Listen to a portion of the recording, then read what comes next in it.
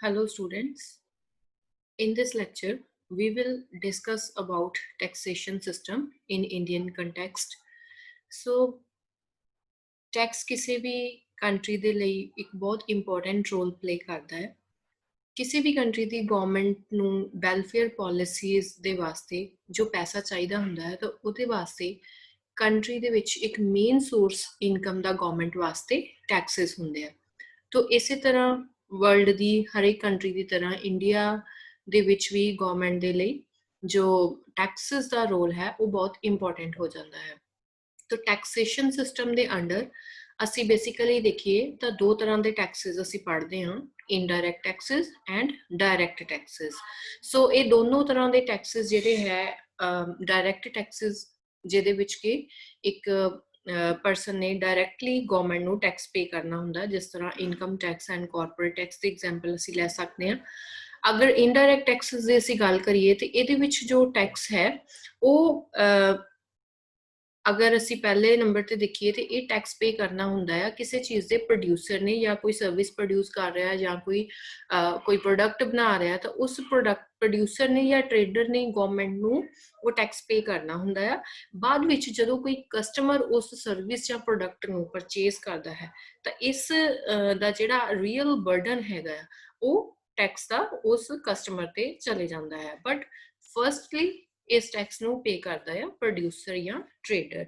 ਸੋ ਕਿਸੇ ਵੀ ਕੰਟਰੀ ਦੇ ਸਿਸਟਮ ਦੇ ਵਿੱਚ ਅਗਰ ਅਸੀਂ ਦੇਖੀਏ ਤਾਂ ਜੋ ਇਹ ਟੈਕਸੇਸ਼ਨ ਹੈ ਇਹ ਬਹੁਤ ਇੰਪੋਰਟੈਂਟ ਰੋਲ ਪਲੇ ਕਰਦਾ ਹੈ। ਇਸੇ ਤਰ੍ਹਾਂ ਇੰਡੀਅਨ ਟੈਕਸੇਸ਼ਨ ਸਿਸਟਮ ਦੇ ਆਬਜੈਕਟਿਵਸ ਦੀ ਗੱਲ ਕਰੀਏ ਕਿ ਕਿਉਂ ਟੈਕਸ ਜਿਹੜਾ ਇੰਡੀਆ ਦੇ ਵਿੱਚ ਲਗਾਇਆ ਜਾਂਦਾ, ਤਾਂ ਪਲੈਨਿੰਗ ਕਮਿਸ਼ਨ ਦੇ ਅਕੋਰਡਿੰਗ ਇਹਦੇ ਜੋ ਆਬਜੈਕਟਿਵਸ ਹੈਗੇ ਆ, that is to mobilise resources for economic development, encourage saving and investment for the purpose of capital formation, reduce inequalities of wealth and income, and augment the income of the state and the center, regulate consumption in order to check inflation. So ਇੱਕ ਚੀਜ਼ ਇੱਥੇ clear ਹੋ ਜਾਂਦੀ ਆ ਕਿ ਸਿਰਫ country ਦੀਆਂ welfare policies ਨੂੰ ਜਾਂ ਪਬਲਿਕ ਦੇ ਵੈਲਫੇਅਰ ਨੂੰ ਪ੍ਰਮੋਟ ਕਰਨ ਦੇ ਲਈ ਜੋ ਡਾਇਰੈਕਟਲੀ ਪੈਸਾ ਚਾਹੀਦਾ, ਸਿਰਫ ਉਸੇ ਲਈ ਹੀ ਟੈਕਸਸ ਨਹੀਂ ਲਗਾਏ ਜਾਂਦੇ। ਕਈ ਵਾਰ ਇਕੋਨਮੀ ਦੇ ਵਿੱਚ ਸਟੈਬਲਾਈਜੇਸ਼ਨ ਲੈ ਕੇ ਆਉਣ ਦੇ ਲਈ ਵੀ ਟੈਕਸਸ ਜਿਹੜੇ ਆ ਉਹਨਾਂ ਨੂੰ ਯੂਜ਼ ਕੀਤਾ ਜਾ ਸਕਦਾ ਇੱਕ ਟੂਲ ਦੀ ਤਰ੍ਹਾਂ। ਸੋ ਜਿਸ ਤਰ੍ਹਾਂ ਅਗਰ ਹੁਣ ਕੰਟਰੀ ਦੇ ਵਿੱਚ ਇਨਫਲੇਸ਼ਨ ਆ ਜਾਏ ਤਾਂ ਇਨਫਲੇਸ਼ਨ ਦੇ ਵਿੱਚ ਕੀ ਹੁੰਦਾ, ਦੈਟ ਮੀਨਸ ਕਿ ਜੋ ਸਪਲਾਈ ਆਫ ਮਨੀ ਆ ਉਹ ਜ਼ਿਆਦਾ ਆ ਐਂਡ ਜੋ ਡਿਮਾਂਡ ਹੈਗੀ ਆ ਗੁੱਡਸ ਦੀ ਉਹਨੂੰ ਜਿਹੜੀ ਆ ਉਹ ਸਪਲਾਈ ਆਫ ਗੁੱਡਸ ਘੱਟ ਹੋਣ ਦੇ ਕਰਕੇ ਫੁੱਲਫਿਲ ਇਕੋਨਮੀ ਦੇ ਵਿੱਚ ਨਹੀਂ ਕੀਤਾ ਜਾ ਰਿਹਾ, ਜਿਹਦੇ ਕਰਕੇ ਜਿਹੜਾ ਗੁੱਡਸ ਦੀ ਸਪਲਾਈ ਤੇ ਡਿਮਾਂਡ ਦੇ ਵਿੱਚ ਇੰਬੈਲੈਂਸ ਹੋ ਜਾਂਦਾ ਆ। ਔਰ ਇਹਦੇ ਨਾਲ ਕੀ ਹੋਏਗਾ, ਫਿਰ ਇਕੋਨਮੀ ਦੇ ਵਿੱਚ ਜਿਹੜੇ ਪ੍ਰਾਈਸਿਸ ਹੈਗੇ ਆ ਗੁੱਡਸ ਦੇ ਉਹ ਜ਼ਿਆਦਾ ਹੋ ਜਾਂਦੇ ਆ, ਕਿਉਂਕਿ ਕੰਪੀਟੀਸ਼ਨ ਹੋ ਜਾਂਦਾ ਪ੍ਰੋਡਕਟਸ ਦੇ ਲਈ ਜਾਂ ਸਰਵਿਸਿਜ਼ ਦੇ ਲਈ। ਤਾਂ ਇਸ ਲਈ ਐਸੀ ਕੰਡੀਸ਼ਨ ਦੇ ਵਿੱਚ ਗਵਰਨਮੈਂਟ ਕੀ ਕਰੇਗੀ ਕਿ ਜੋ ਉਹ ਸਰਪਲਸ ਜੋ ਉਹਨਾਂ ਦੇ ਕੋਲ ਪਰਚੇਸਿੰਗ ਪਾਵਰ ਆ ਕੰਟਰੀ ਦੇ ਵਿੱਚ ਉਹਨੂੰ ਰਿਡਿਊਸ ਕਰਨ ਦੀ ਕੋਸ਼ਿਸ਼ ਕਰੇਗੀ, ਤਾਂ ਕਿ ਜੋ ਡਿਮਾਂਡ ਐਂਡ ਸਪਲਾਈ ਸਾਈਡ ਹੈਗੀ ਆ ਉਹਨਾਂ ਨੂੰ ਇਕੁਅਲ ਕਰਨ ਦੀ ਕੋਸ਼ਿਸ਼ ਕੀਤੀ ਜਾਏ ਔਰ ਜੋ ਪ੍ਰਾਈਸਿਸ ਹਾਈ ਹੈਗੇ ਆ ਉਹਨਾਂ ਨੂੰ ਇੱਕ ਸਟੈਬਲਾਈਜੇਸ਼ਨ ਦੇ ਵਿੱਚ ਲਿਆਂਦਾ ਜਾ ਸਕੇ। ਤਾਂ ਇਸ ਤਰ੍ਹਾਂ ਇੱਕ ਟੋਲ ਦੀ ਤਰ੍ਹਾਂ ਵੀ ਇਹ ਟੈਕਸੇਸ਼ਨ ਸਿਸਟਮ ਜਿਹੜਾ ਆ ਉਹ ਕੰਮ ਕਰਦਾ ਆ। ਸੋ ਇੰਡੀਆ ਦੇ ਵਿੱਚ ਅਗਰ ਅਸੀਂ ਗੱਲ ਕਰੀਏ ਤੇ ਦੋਨੋਂ ਤਰ੍ਹਾਂ ਦੇ ਜੋ Texas, direct and indirect Texas, independence ਤੋਂ ਪਹਿਲੇ ਵੀ ਲਗਾਏ ਜਾਂਦੇ ਸੀ ਔਰ ਇੰਡੀਪੈਂਡੈਂਸ ਤੋਂ ਬਾਅਦ ਵੀ ਅਸੀਂ ਇਹ ਟੈਕਸਿਸ ਦੀ ਐਗਜ਼ਿਸਟੈਂਸ ਨੂੰ ਦੇਖ ਸਕਦੇ ਹਾਂ। ਤਾਂ ਇੰਡੀਪੈਂਡੈਂਸ ਤੋਂ ਪਹਿਲਾਂ ਦੀ ਗੱਲ ਕਰੀਏ ਤਾਂ ਤਿੰਨ ਤਰ੍ਹਾਂ ਦੇ ਟੈਕਸਿਸ ਜਿਹੜੇ ਇੰਡੀਆ ਦੇ ਵਿੱਚ, that R land revenue, excise duty and custom duty. ਇਹ ਤਿੰਨ ਤਰ੍ਹਾਂ ਦੇ ਟੈਕਸਿਸ ਜਿਹੜੇ ਆ ਲਗਾਏ ਜਾਂਦੇ ਸੀ। ਇਸ ਤੋਂ ਇਲਾਵਾ ਜਿਹੜੀਆਂ ਨਾਨ ਮੁਸਲਿਮ ਸਟੇਟਸ ਸੀਗੀਆਂ, ਕਿ ਅਗਰ ਅਸੀਂ ਥੋੜਾ ਜਿਹਾ ਹਿਸਟਰੀ ਵੱਲ ਜਾਈਏ ਤੇ ਇੰਡੀਆ ਦੇ ਵਿੱਚ ਜੋ ਮੁਗਲਸ ਦਾ ਜੋ ਰੂਲ ਰਿਹਾ ਆ ਉਹਦੇ ਵਿੱਚ ਜੋ ਨਾਨ ਮੁਸਲਿਮਸ ਸੀਗੇ ਉਹਨਾਂ ਤੇ ਜਜ਼ੀਆ ਟੈਕਸ ਲਗਾਇਆ ਜਾਂਦਾ ਸੀ। ਸੋ ਇਸ ਤਰ੍ਹਾਂ ਦੇ ਇਹ ਜਿਹੜੇ ਟੈਕਸਿਸ ਅਸੀਂ ਇੰਡੀਪੈਂਡੈਂਸ ਤੋਂ ਪਹਿਲਾਂ ਵੀ ਦੇਖ ਸਕਦੇ ਹਾਂ।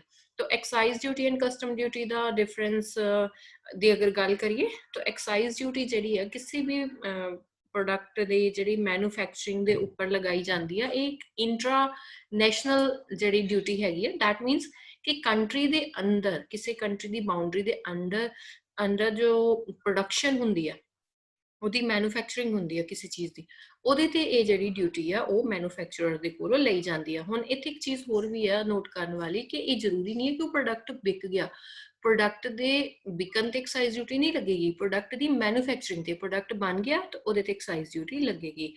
ਸੋ ਕਸਟਮ ਡਿਊਟੀ ਜਿਹੜੀਆਂ ਕੰਟਰੀ ਤੋਂ ਬਾਹਰੋਂ ਅਸੀਂ ਕੋਈ ਚੀਜ਼ਾਂ ਲੈ ਕੇ ਆਉਂਦੇ ਹਾਂ, ਦੈਟ ਮੀਨਸ ਕਿ ਇੰਪੋਰਟ ਕਰਕੇ ਕੋਈ ਪ੍ਰੋਡਕਟਸ ਜਾਂ ਸਰਵਿਸਿਜ਼ ਅਸੀਂ ਲੈ ਕੇ ਆਉਂਦੇ ਹਾਂ, ਉਹਦੇ ਤੇ ਇਹ ਜਿਹੜੀ ਕਸਟਮ ਡਿਊਟੀ ਹੈਗੀ ਆ ਉਹ ਪੇ ਕਰਨੀ ਪੈਂਦੀ ਹੈ ਜੋ ਵੀ ਉਸ ਪ੍ਰੋਡਕਟ ਦਾ ਇੰਪੋਰਟਰ ਹੈਗਾ। ਸੋ ਇਸ ਤਰ੍ਹਾਂ ਇਹ ਜਿਹੜੇ ਤਿੰਨ ਤਰ੍ਹਾਂ ਦੇ ਟੈਕਸਸ ਸੀ ਉਹ ਅਸੀਂ ਦੇਖਦੇ ਹਾਂ ਕਿ ਇੰਡੀਪੈਂਡੈਂਸ ਤੋਂ ਪਹਿਲਾਂ ਇਹਨਾਂ ਦੀ ਐਗਜ਼ਿਸਟੈਂਸ ਸੀ। ਇਹਦੇ ਤੋਂ ਬਾਅਦ ਵੀ ਜਦੋਂ ਇੰਡੀਪੈਂਡੈਂਸ ਤੋਂ ਪਹਿਲੇ ਹੀ ਬ੍ਰਿਟਿਸ਼ ਰੂਲ ਆਇਆ ਇੰਡੀਆ ਦੇ ਵਿੱਚ, ਤਾਂ ਬ੍ਰਿਟਿਸ਼ਰਸ ਨੇ ਜਿਹੜਾ ਇੰਡੀਆ ਦੇ ਵਿੱਚ ਇਹ ਨੰਬਰ ਆਫ ਟੈਕਸਸ ਹੈਗੇ ਉਹਨੂੰ ਇਨਕਰੀਜ਼ ਕਰ ਦਿੱਤਾ ਤਾਂ ਕਿ ਉਹ ਆਪਣੀ ਜਿਹੜੀ ਇਨਕਮ ਹੈਗੀ ਆ ਉਹਨੂੰ ਇਨਕਰੀਜ਼ ਕਰ ਸਕਣ। ਤਾਂ ਇਸ ਲਈ ਉਹਨਾਂ ਨੇ ਇਹ ਨੰਬਰ ਆਫ ਟੈਕਸਸ ਨੂੰ ਇਨਕਰੀਜ਼ ਕਰ ਦਿੱਤਾ। ਤਾਂ ਇੰਡੀਆ ਦੇ ਵਿੱਚ 1860 ਦੇ ਵਿੱਚ ਫਸਟ ਟਾਈਮ ਜਿਹੜਾ ਇਨਕਮ ਟੈਕਸ ਇੰਪੋਜ਼ ਕੀਤਾ ਗਿਆ ਸਰ ਜੇਮਸ ਵਿਲਸਨ ਦੇ ਵੱਲੋਂ। ਸੋ ਆਫਟਰ ਇੰਡੀਪੈਂਡੈਂਸ ਵੀ ਅਸੀਂ ਦੇਖ ਸਕਦੇ ਹਾਂ ਕਿ ਟਿਲ ਨਾਓ ਬਹੁਤ ਸਾਰੇ ਡਾਇਰੈਕਟ ਐਂਡ ਇਨਡਾਇਰੈਕਟ ਟੈਕਸਸ ਜਿਹੜੇ ਆ ਇੰਡੀਅਨ ਇਕੋਨਮੀ ਦੇ ਵਿੱਚ ਪਬਲਿਕ ਦੇ ਉੱਪਰ ਇੰਪੋਜ਼ ਕੀਤੇ ਜਾਂਦੇ ਆ। ਸੋ ਇੱਥੇ ਕੁਝ ਡਾਇਰੈਕਟ ਐਂਡ ਇਨਡਾਇਰੈਕਟ ਟੈਕਸਸ ਦੀਆਂ ਅਸੀਂ ਐਗਜ਼ਾਮਪਲਸ ਦੇਖ ਸਕਦੇ ਹਾਂ। ਜਿਸ ਤਰ੍ਹਾਂ ਡਾਇਰੈਕਟ ਟੈਕਸਸ ਦੀ ਅਗਰ ਗੱਲ ਕਰੀਏ, income tax, corporation tax, gift tax, land revenue, professional tax, stamp duty and registration charges, security transaction tax, ਇਹ ਕੁਝ ਟੈਕਸ ਡਾਇਰੈਕਟ ਜਿਹੜੇ ਕਿ ਕਸਟਮਰ ਨੂੰ ਜਾਂ ਜੋ ਵੀ ਕੰਜ਼ਿਊਮਰ ਹੈ ਕਿਸੇ ਸਰਵਿਸ ਦਾ ਜਾਂ ਕਿਸੇ ਗੁੱਡ ਦਾ ਉਹਨੂੰ ਡਾਇਰੈਕਟਲੀ ਪੇ ਕਰਨੇ ਪੈਂਦੇ ਆ। ਔਰ ਇਨਡਾਇਰੈਕਟ ਜੋ ਟੈਕਸਸ ਹੈਗੇ ਆ ਇਹ ਅਸੀਂ ਸੌਰੀ ਡਾਇਰੈਕਟ ਟੈਕਸਸ ਦੇ ਵਿੱਚ ਕੀ ਹੈਗਾ, ਅਸੀਂ ਡਾਇਰੈਕਟ ਪੇਮੈਂਟ ਗਵਰਨਮੈਂਟ ਨੂੰ ਟੈਕਸ ਦੇ ਰੂਪ ਚ ਕਰਦੇ ਹਾਂ। ਜਿਸ ਤਰ੍ਹਾਂ ਇਨਕਮ ਸੈਲਰੀਡ ਪਰਸਨ ਹੁੰਦੇ ਆ, ਹਰ ਸਾਲ ਉਹ ਇਨਕਮ ਟੈਕਸ ਜਿਹੜਾ ਆ ਗਵਰਨਮੈਂਟ ਨੂੰ ਪੇ ਕਰਦੇ ਆ। ਇਸੇ ਤਰ੍ਹਾਂ ਇਨਡਾਇਰੈਕਟ ਟੈਕਸਸ ਜਿਹੜੇ ਕੀ ਹੈਗੇ, ਜਿਸ ਤਰ੍ਹਾਂ ਅਸੀਂ excise duty and custom duty ਨੂੰ ਡਿਸਕਸ ਕੀਤਾ, ਵੈਲਿਊ ਐਡਿਡ ਟੈਕਸ ਦੀ ਗੱਲ ਕੀਤੀ ਹੈ, ਤਾਂ ਇਲੈਕਟ੍ਰਿਸਿਟੀ ਡਿਊਟੀ ਹੈ, ਮੋਟਰ ਵਹੀਕਲ, ਜਿਹੜੇ ਕਿ ਇਨਡਾਇਰੈਕਟ ਵੇ ਦੇ ਨਾਲ ਪ੍ਰੋਡਕਟ ਦੀ ਜਿਹੜੀ ਕਾਸਟ ਦੇ ਵਿੱਚ ਹੀ ਇਨਕਲੂਡ ਕਰ ਦਿੱਤੇ ਜਾਂਦੇ ਆ। ਸੋ ਫਾਈਨਲੀ ਇਹਦਾ ਜਿਹੜਾ ਬਰਡਨ ਹੈਗਾ ਆ ਉਹ ਕੰਜ਼ਿਊਮਰ ਨੂੰ ਹੀ ਜਿਹੜਾ ਬੀਅਰ ਕਰਨਾ ਪੈਂਦਾ ਹੈ। ਸੋ ਇੰਡੀਆ ਦੀ ਅਗਰ ਅਸੀਂ 1950-51 ਦੀ ਗੱਲ ਕਰੀਏ ਤਾਂ ਇੰਡੀਆ ਨੂੰ ਟੋਟਲ ਟੈਕਸ ਰੈਵਨਿਊ ਜਿਹੜੀ ਸੀ ਉਹ ਇੰਡੀਅਨ ਗਵਰਨਮੈਂਟ ਦੀ ਸੀ 663 ਕਰੋੜ ਰੁਪੀਸ, ਜਿਹੜੀ ਕਿ ਕੰਟੀਨਿਊਸਲੀ ਵੱਧਦੀ ਜਾ ਰਹੀ ਹੈ। ਸੋ ਐਬਸੋਲੂਟ ਟਰਮਸ ਦੇ ਵਿੱਚ ਦੇਖੀਏ ਤਾਂ ਇਹ ਅਮਾਊਂਟ 2016-17 ਦੇ ਡਾਟਾ ਦੇ ਅਕੋਰਡਿੰਗ ਗਵਰਨਮੈਂਟ ਦੀ ਜੋ total centre and state governments ਦੀ ਮਿਲਾ ਕੇ ਜੋ ਟੈਕਸ ਰੈਵਨਿਊ ਬਣੀ that was 26,84,364 crores. So ਇਹ ਦੇਖ ਸਕਦੇ ਹੋ ਤੁਸੀਂ ਕਿ ਇਹ ਲਗਾਤਾਰ ਜਿਹੜਾ ਅਮਾਉਂਟ ਹੈ ਉਹ ਵੱਧਦਾ ਜਾ ਰਿਹਾ ਹੈ।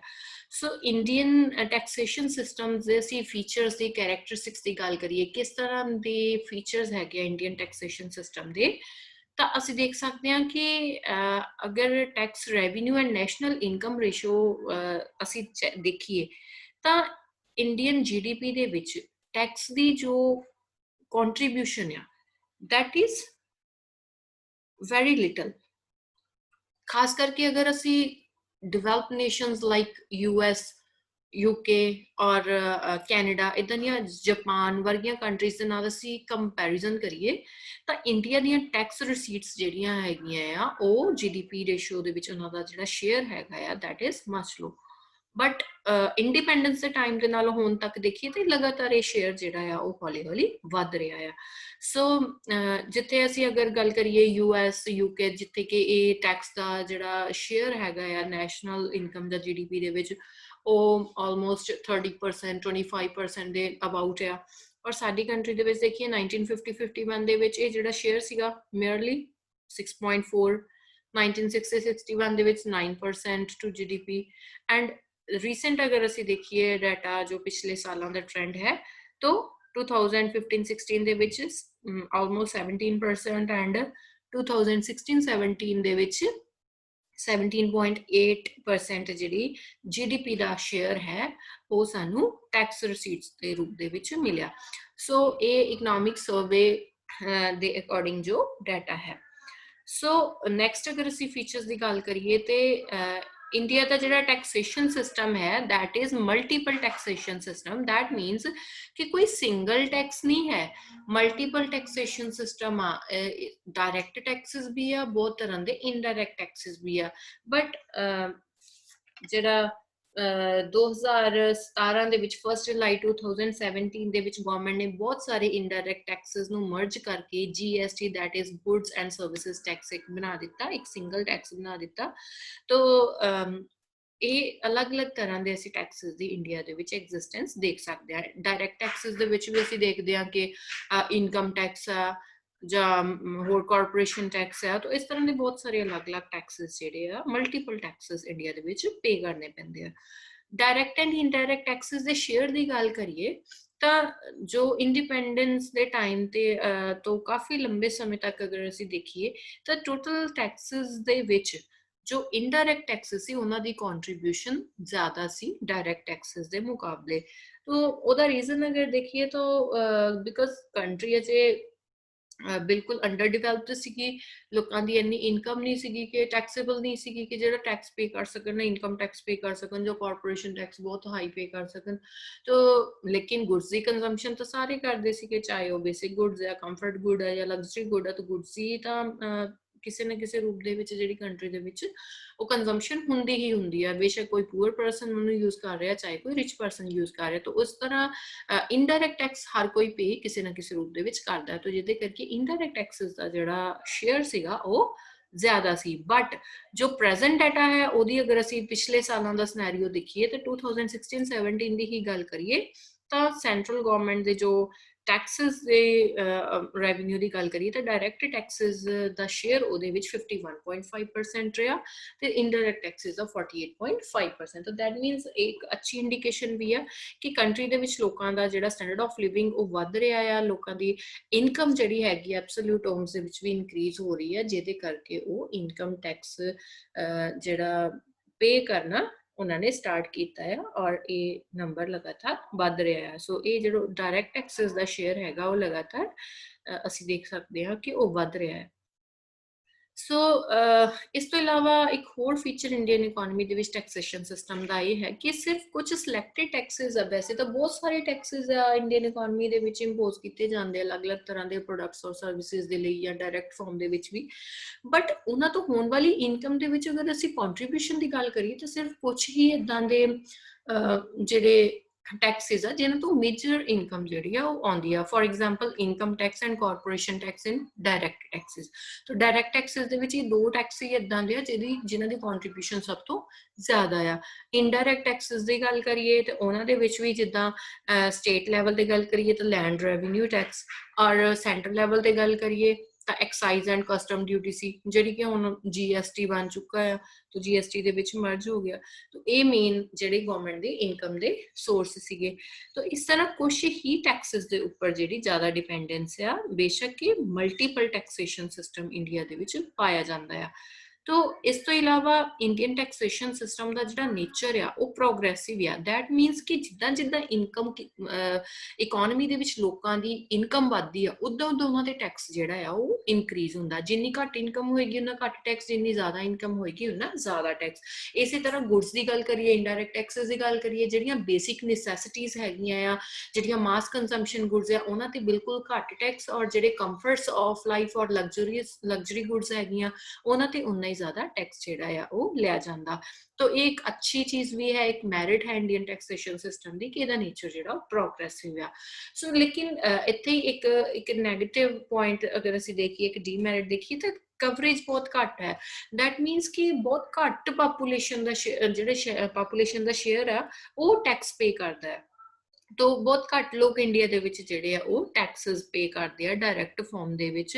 So for example about 5% of population page income tax. तो इन्नी पॉपूलेशन दे विच सिर्फ 5% पॉपूलेशन आ जिहड़ी कि इनकम टैक्स पे करती है।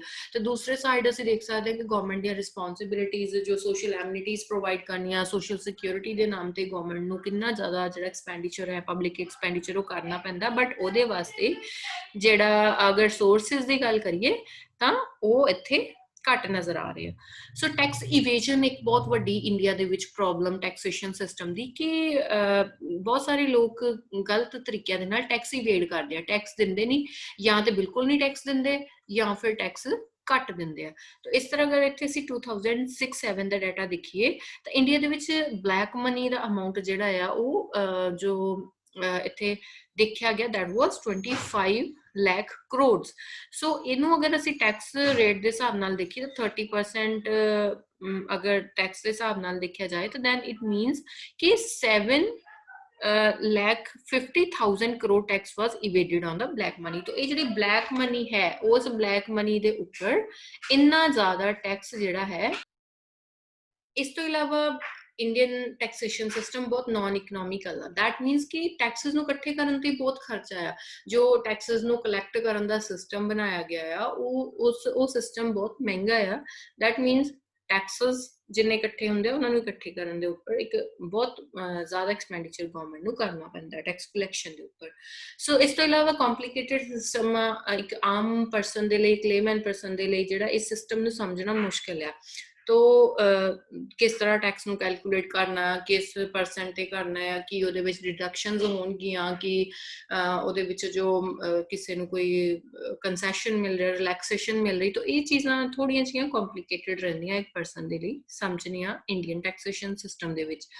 ਸੋ ਇਹਦੇ ਤੋਂ ਇਲਾਵਾ ਸੈਂਟਰ ਦਾ ਜਿਹੜਾ ਸ਼ੇਅਰ ਹੈਗਾ ਆ ਉਹ ਜ਼ਿਆਦਾ ਹੈ ਟੈਕਸਿਸ ਦੇ ਵਿੱਚ। ਤਾਂ ਸਟੇਟ ਗਵਰਨਮੈਂਟਸ ਦੇ ਲਈ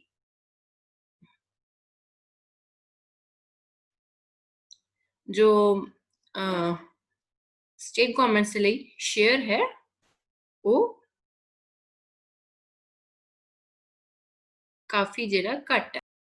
तो 2016-17 ਦਾ ਅਗਰ ਅਸੀਂ ਡਾਟਾ ਦੇਖੀਏ ਤਾਂ ਸੈਂਟਰਲ ਗਵਰਨਮੈਂਟ ਦੇ ਜੋ tax revenue C that was 60% of total tax revenue and rest 40% was for states। So states ਦਾ ਸ਼ੇਅਰ ਇੱਥੇ ਜਿਹੜਾ ਹੈ ਅਸੀਂ ਦੇਖ ਸਕਦੇ ਹਾਂ ਕਿ ਸੈਂਟਰ ਦੀ ਰੈਵਨਿਊ ਦੇ ਮੁਕਾਬਲੇ ਕਾਫੀ ਘੱਟ ਹੈ। ਇਸ ਤੋਂ ਇਲਾਵਾ ਸੈਕਟੋਰਲ ਇੰਬੈਲੈਂਸਿਸ ਵੀ ਅਸੀਂ ਦੇਖ ਸਕਦੇ ਹਾਂ ਕਿ ਜਿਹੜਾ ਇੰਡੀਅਨ ਟੈਕਸੇਸ਼ਨ ਸਿਸਟਮ ਦੇ ਵਿੱਚ ਟੈਕਸਿਸ ਦਾ ਬਰਡਨ ਹੈਗਾ ਆ ਉਹ ਐਗਰੀਕਲਚਰ ਸੈਕਟਰ ਤੇ ਬਹੁਤ ਜ਼ਿਆਦਾ ਘੱਟ ਆ, ਇੰਡਸਟਰੀਜ਼ ਐਂਡ ਸਰਵਿਸਿਜ਼ ਤੇ ਕਾਫੀ ਜ਼ਿਆਦਾ ਆ। ਤੋ ਇਹਦਾ ਰੀਜ਼ਨ ਇਹ ਵੀ ਅਸੀਂ ਲੈ ਸਕਦੇ ਹਾਂ ਕਿ ਅੱਜ ਵੀ ਅਗਰ ਦੇਖੀਏ ਤਾਂ ਐਗਰੀਕਲਚਰ, ਇੰਡੀਅਨ ਐਗਰੀਕਲਚਰ ਸਿਸਟਮ ਦੇ ਵਿੱਚ ਕਾਫੀ ਬੈਕਵਰਡਨੈਸ ਹੈ, ਜਿਹਦੇ ਕਰਕੇ ਇੰਨੀ ਸਫੀਸ਼ੀਐਂਟ ਇਨਕਮ ਐਗਰੀਕਲਚਰ ਤੋਂ ਨਹੀਂ ਆ ਪਾ ਰਹੀ, ਜਿਹਦੇ ਕਰਕੇ ਕਿ ਗਵਰਨਮੈਂਟ ਫਾਰਮਰਸ ਦੇ ਉੱਪਰ ਟੈਕਸਿਸ ਨੂੰ ਇੰਪੋਜ਼ ਕਰ ਸਕੇ। ਤਾਂ ਇਸ ਕਰਕੇ ਐਗਰੀਕਲਚਰ ਸੈਕਟਰ ਦੇ ਉੱਪਰ ਟੈਕਸੇਸ਼ਨ ਦਾ ਬਰਡਨ ਜਿਹੜਾ ਉਹ ਬਹੁਤ ਘੱਟ ਆ, ਉਹਦੇ ਮੁਕਾਬਲੇ ਇੰਡਸਟਰੀ ਐਂਡ ਸਰਵਿਸ ਸੈਕਟਰ ਤੇ ਟੈਕਸਿਸ ਦਾ ਜਿਹੜਾ ਬਰਡਨ ਆ ਉਹ ਜ਼ਿਆਦਾ ਹੈ। ਸੋ ਇਸ ਤੋਂ ਇਲਾਵਾ ਅਸੀਂ ਅਗਰ ਕੰਪੋਜੀਸ਼ਨਲ ਸ਼ਿਫਟ ਦੀ ਗੱਲ ਕਰੀਏ ਕਿ ਕਿਸ ਤਰ੍ਹਾਂ ਦੀ ਕੰਪੋਜੀਸ਼ਨ ਹੈਗੀ ਇੰਡੀਅਨ ਇਕਨੋਮੀ ਦੇ ਵਿੱਚ ਟੈਕਸਿਸ ਦੀ, ਤਾਂ ਕਾਰਪੋਰੇਸ਼ਨ ਟੈਕਸ ਜਿਹੜਾ ਹੈਗਾ ਆ ਉਹ ਲਗਾਤਾਰ ਵੱਧ ਰਿਹਾ। ਜਿੱਦਾਂ ਜਿੱਦਾਂ ਸਾਡੀ ਇੰਡਸਟਰੀ ਡਿਵੈਲਪ ਕਰ ਰਹੀ ਆ, ਬਿਜ਼ਨਸ ਐਕਸਪੈਂਡ ਹੋ ਰਿਹਾ, ਤਾਂ ਉਹਦੇ ਨਾਲ ਨਾਲ ਕੀ ਹੈ ਕਿ ਇੰਡੀਆ ਦੇ ਵਿੱਚ ਟੈਕਸ ਜਿਹੜਾ ਟੈਕਸਿਸ ਦੇ ਵਿੱਚ ਕਾਰਪੋਰੇਸ਼ਨ ਟੈਕਸਿਸ ਹੈਗੇ ਆ ਇਹਦਾ ਸ਼ੇਅਰ ਲਗਾਤਾਰ ਇਨਕਰੀਜ਼ ਹੋ ਰਿਹਾ। तो जनरल सेल्स टैक्स की अगर ਅਸੀਂ ਗੱਲ ਕਰੀਏ ਤਾਂ in the tax revenue of the state it has been rising। so 2019 ਦੇ ਵਿੱਚ ਦੇਖੀਏ GST ਤੋਂ ਐਕਸਪੈਕਟਡ ਰੈਵਨਿਊ ਜੋ ਗਵਰਨਮੈਂਟ ਨੇ, ਜੋ ਗਵਰਨਮੈਂਟ ਸਰਵਿਸ ਦੇ ਅਕੋਰਡਿੰਗ ਐਕਸਪੈਕਟਡ ਰੈਵਨਿਊ ਸੀ, ਉਹਦਾ ਟਾਰਗੇਟ ਕੀ ਸੀ 6,43,900 ਕਰੋੜ। तो इस तरह इंडिया ਦੇ ਵਿੱਚ अगर GST ਤੋਂ ਇਨਕਮ ਦੇਖੀਏ ਜੋ ਕਿ ਇੱਕ ਇਨਡਾਇਰੈਕਟ ਟੈਕਸ ਹੈ ਉਹਦੀ ਵੀ ਲਗਾਤਾਰ ਜਿਹੜਾ ਅਮਾਉਂਟ ਹੈ ਉਹ ਇਨਕਰੀਜ਼ ਹੋ ਰਿਹਾ। ਤੋ ਇਸ ਤਰ੍ਹਾਂ ਹੀ ਸਰਵਿਸ ਟੈਕਸ ਜਿਹੜਾ ਇਨਕਮ ਜੋ ਇਨਡਾਇਰੈਕਟ ਟੈਕਸਿਸ ਦੇ ਵਿੱਚ ਇੱਕ ਟੈਕਸ ਹੈ ਸਰਵਿਸ ਟੈਕਸ, ਉਹਦਾ ਵੀ ਅਸੀਂ ਅਗਰ ਲਾਸਟ ਈਅਰਸ ਦੇ ਵਿੱਚ ਦੇਖੀਏ ਤਾਂ ਪਿਛਲੇ ਕੁਝ ਸਾਲਾਂ ਦੇ ਦੌਰਾਨ ਜਿਹੜਾ ਸ਼ੇਅਰ ਹੈ ਉਹ ਲਗਾਤਾਰ ਇਨਕਰੀਜ਼ ਹੋਇਆ। ਜਿਸ ਤਰ੍ਹਾਂ ਸਰਵਿਸ ਸੈਕਟਰ ਡਿਵੈਲਪ ਕਰ ਰਿਹਾ ਉਸੇ ਤਰ੍ਹਾਂ ਸਰਵਿਸ ਟੈਕਸ ਦਾ ਵੀ ਜੋ ਸ਼ੇਅਰ ਹੈ ਉਹ ਇਕਨੋਮੀ ਦੇ ਵਿੱਚ ਇਨਕਰੀਜ਼ ਹੋਇਆ। ਸੋ ਹੁਣ GST ਦੀ ਇੰਟਰੋਡਕਸ਼ਨ ਦੇ ਨਾਲ ਜਿਹੜਾ ਇਹ ਸਰਵਿਸ ਟੈਕਸ ਆ ਉਹ ਐਗਜ਼ਿਸਟ ਨਹੀਂ ਕਰਦਾ, GST ਦੇ ਵਿੱਚ ਹੀ ਇਹਨੂੰ ਮਰਜ ਕਰ ਦਿੱਤਾ ਗਿਆ ਹੈ। ਸੋ ਇਸ ਤਰ੍ਹਾਂ ਅਗਰ ਅਸੀਂ ਗੱਲ ਕਰੀਏ ਤਾਂ ਸਟੇਟਸ ਦੇ ਟੋਟਲ ਟੈਕਸ ਰੈਵਨਿਊ ਦੀ, ਤਾਂ ਸੈਂਟਰਲ ਟੈਕਸਿਸ ਦੇ ਮੁਕਾਬਲੇ ਇਹਦਾ ਸ਼ੇਅਰ ਘੱਟ ਆ, ਬਟ ਫਿਰ ਵੀ ਇਹ ਹੁਣ ਪਹਿਲੇ ਦੇ ਮੁਕਾਬਲੇ ਐਬਸੋਲਿਊਟ ਟਰਮਸ ਦੇ ਵਿੱਚ ਲਗਾਤਾਰ ਵੱਧ ਰਿਹਾ ਆ। ਸੋ from 1st April 2015, the share of states in central taxes has been raised to 42%. तो इस तरह हौली हौली ये शेयर ਜਿਹੜਾ ਐਬਸੋਲੂਟ ਟਰਮਸ ਦੇ ਵਿੱਚ ਵੀ ਤੇ ਅਗਰ ਅਸੀਂ ਸੈਂਟਰਲ ਗਵਰਨਮੈਂਟ ਦੇ ਨਾਲ ਇਹਦੀ ਸ਼ੇਅਰ ਦੀ ਗੱਲ ਕਰੀਏ ਤਾਂ ਉਸ ਦੇ ਰੂਪ ਦੇ ਵਿੱਚ ਵੀ ਇਹ ਇਨਕਰੀਜ਼ ਹੋ ਰਿਹਾ। ਇੰਡੀਅਨ ਟੈਕਸੇਸ਼ਨ ਸਿਸਟਮ ਦੇ ਡਿਫੈਕਟਸ ਦੀ ਅਗਰ ਅਸੀਂ ਗੱਲ ਕਰੀਏ ਕਿ ਪ੍ਰੋਬਲਮਸ ਜਾਂ ਕੀ ਇਸ਼ੂਜ਼ ਇੰਡੀਅਨ ਟੈਕਸੇਸ਼ਨ ਸਿਸਟਮ ਦੇ ਵਿੱਚ ਹੈਗੇ ਆ ਤਾਂ ਇੱਕ ਤੇ ਅਨਸਾਇੰਟਿਫਿਕ ਕਿਹਾ ਜਾਂਦਾ। ਇਕੋਨੋਮਿਸਟ ਦਾ ਮੰਨਣਾ ਹੈ ਕਿ ਇੰਡੀਅਨ ਟੈਕਸੇਸ਼ਨ ਸਿਸਟਮ ਜਿਹੜਾ ਹੈ ਉਹ ਅਨਸਾਇੰਟਿਫਿਕ ਹੈ। तो अनसाइंटिफिक किस तरह है?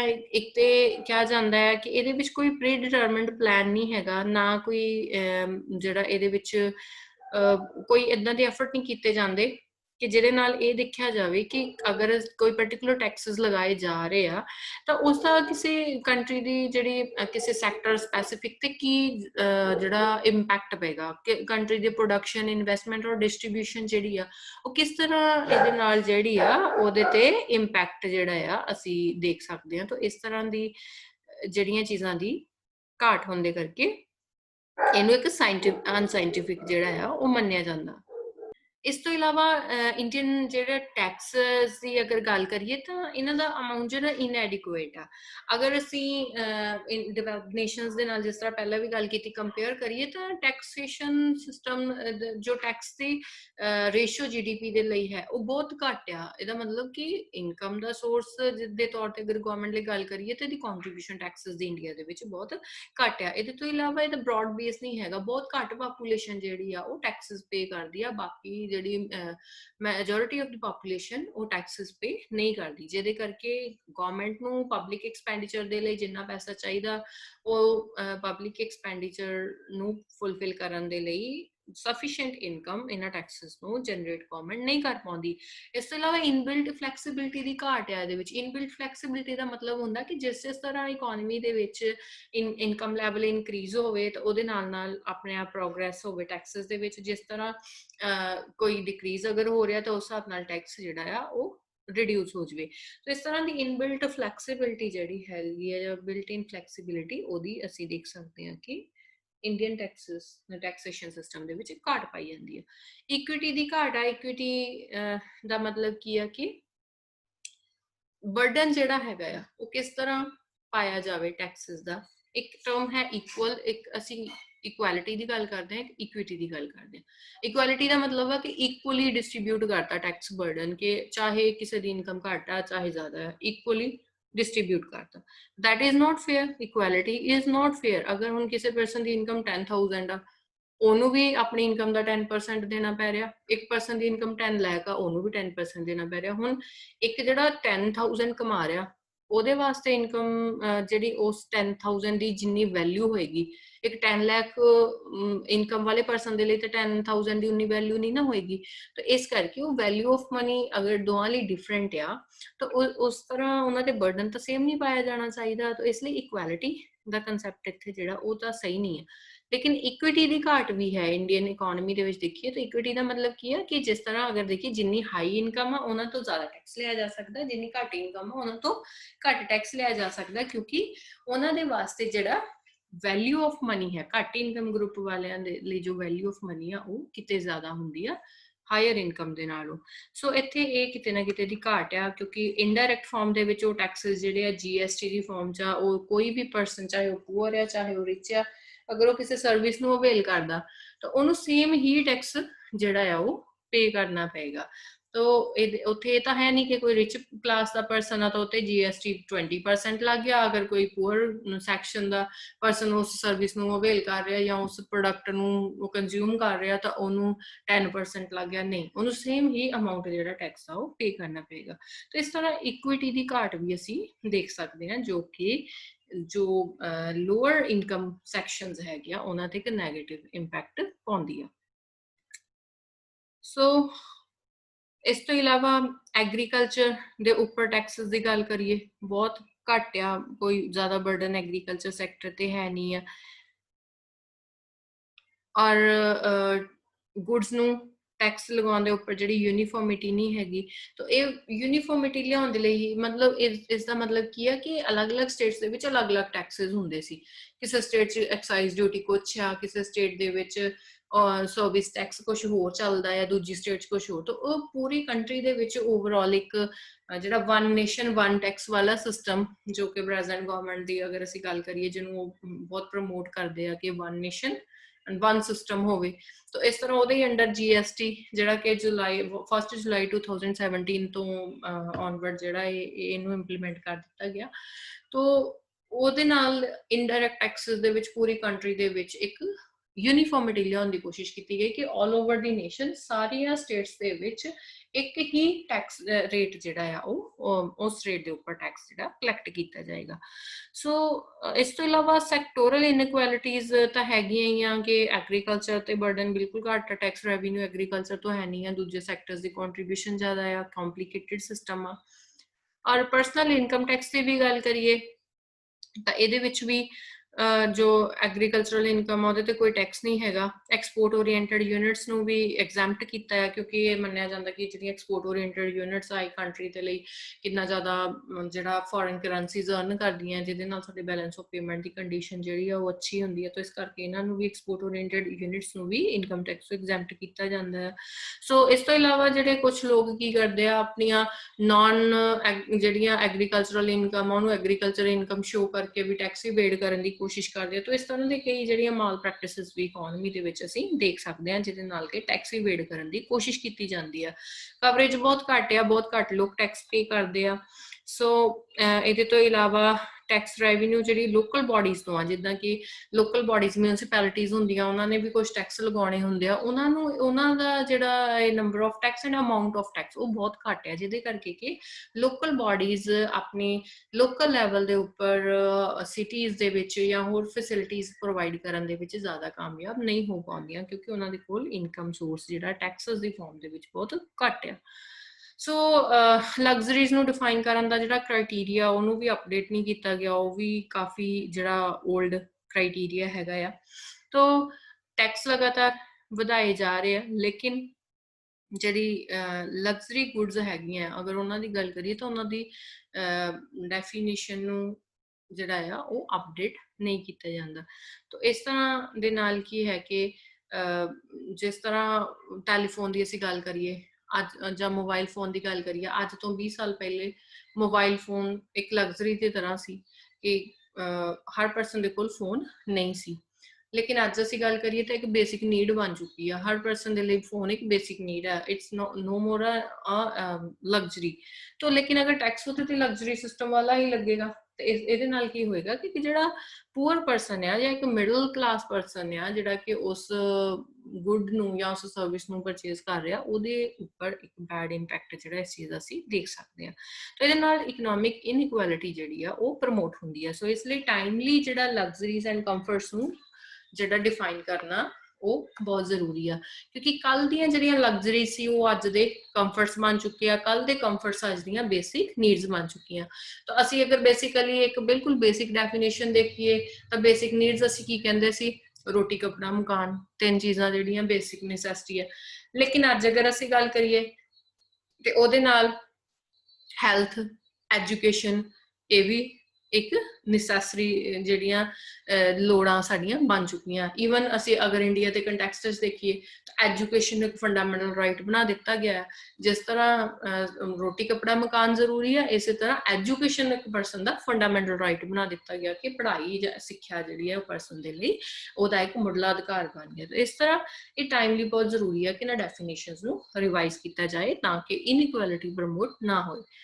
ਸੋ ਇਕਨੋਮਿਕ ਡਿਵੈਲਪਮੈਂਟ ਦੇ ਵਿੱਚ ਹਿੰਡਰੈਂਸ ਕ੍ਰੀਏਟ ਹੁੰਦੀ ਹੈ ਟੈਕਸਿਸ ਦੇ ਨਾਲ, ਜਦੋਂ ਬਹੁਤ ਜ਼ਿਆਦਾ ਟੈਕਸਿਸ ਕਿਸੇ ਨੂੰ ਪੇ ਕਰਨੇ ਪੈਣਗੇ। ਜਿਸ ਤਰ੍ਹਾਂ ਅਸੀਂ ਗੱਲ ਕਰੀਏ ਕਿ IT ਸੈਕਟਰ ਆ, ਕੈਪੀਟਲ ਗੁੱਡਸ ਆ, ਉਹਨਾਂ ਨੂੰ ਕਿਉਂਕਿ ਇਹ ਕੁਝ ਇੱਦਾਂ ਦੇ ਸੈਕਟਰ ਆ ਜਿਹੜੇ ਕਿ ਬਹੁਤ ਹਾਈ ਇੰਡੀਆ ਦੀ ਇਕਨੋਮੀ ਦੇ ਲਈ ਕੰਟਰੀਬਿਊਸ਼ਨ ਦੇ ਸਕਦੇ ਆ ਜਾਂ ਦੇ ਰਹੇ ਆ। ਖਾਸ ਕਰ ਅਗਰ IT ਸੈਕਟਰ ਦੀ ਗੱਲ ਕਰੀਏ ਤਾਂ ਇੰਡੀਆ ਦਾ ਸਭ ਤੋਂ ਜ਼ਿਆਦਾ ਜਿਹੜੀ ਇਨਕਮ ਹੈਗੀ ਆ GDP ਦੇ ਵਿੱਚ ਸ਼ੇਅਰ ਆ ਸਰਵਿਸ ਸੈਕਟਰਸ ਦੇ ਅੰਡਰ। ਵੈਸੇ ਤਾਂ ਸਰਵਿਸ ਸੈਕਟਰ ਸਭ ਤੋਂ ਜ਼ਿਆਦਾ ਕੰਟਰੀਬਿਊਟ ਕਰਦਾ ਹੈ GDP ਦੇ ਵਿੱਚ।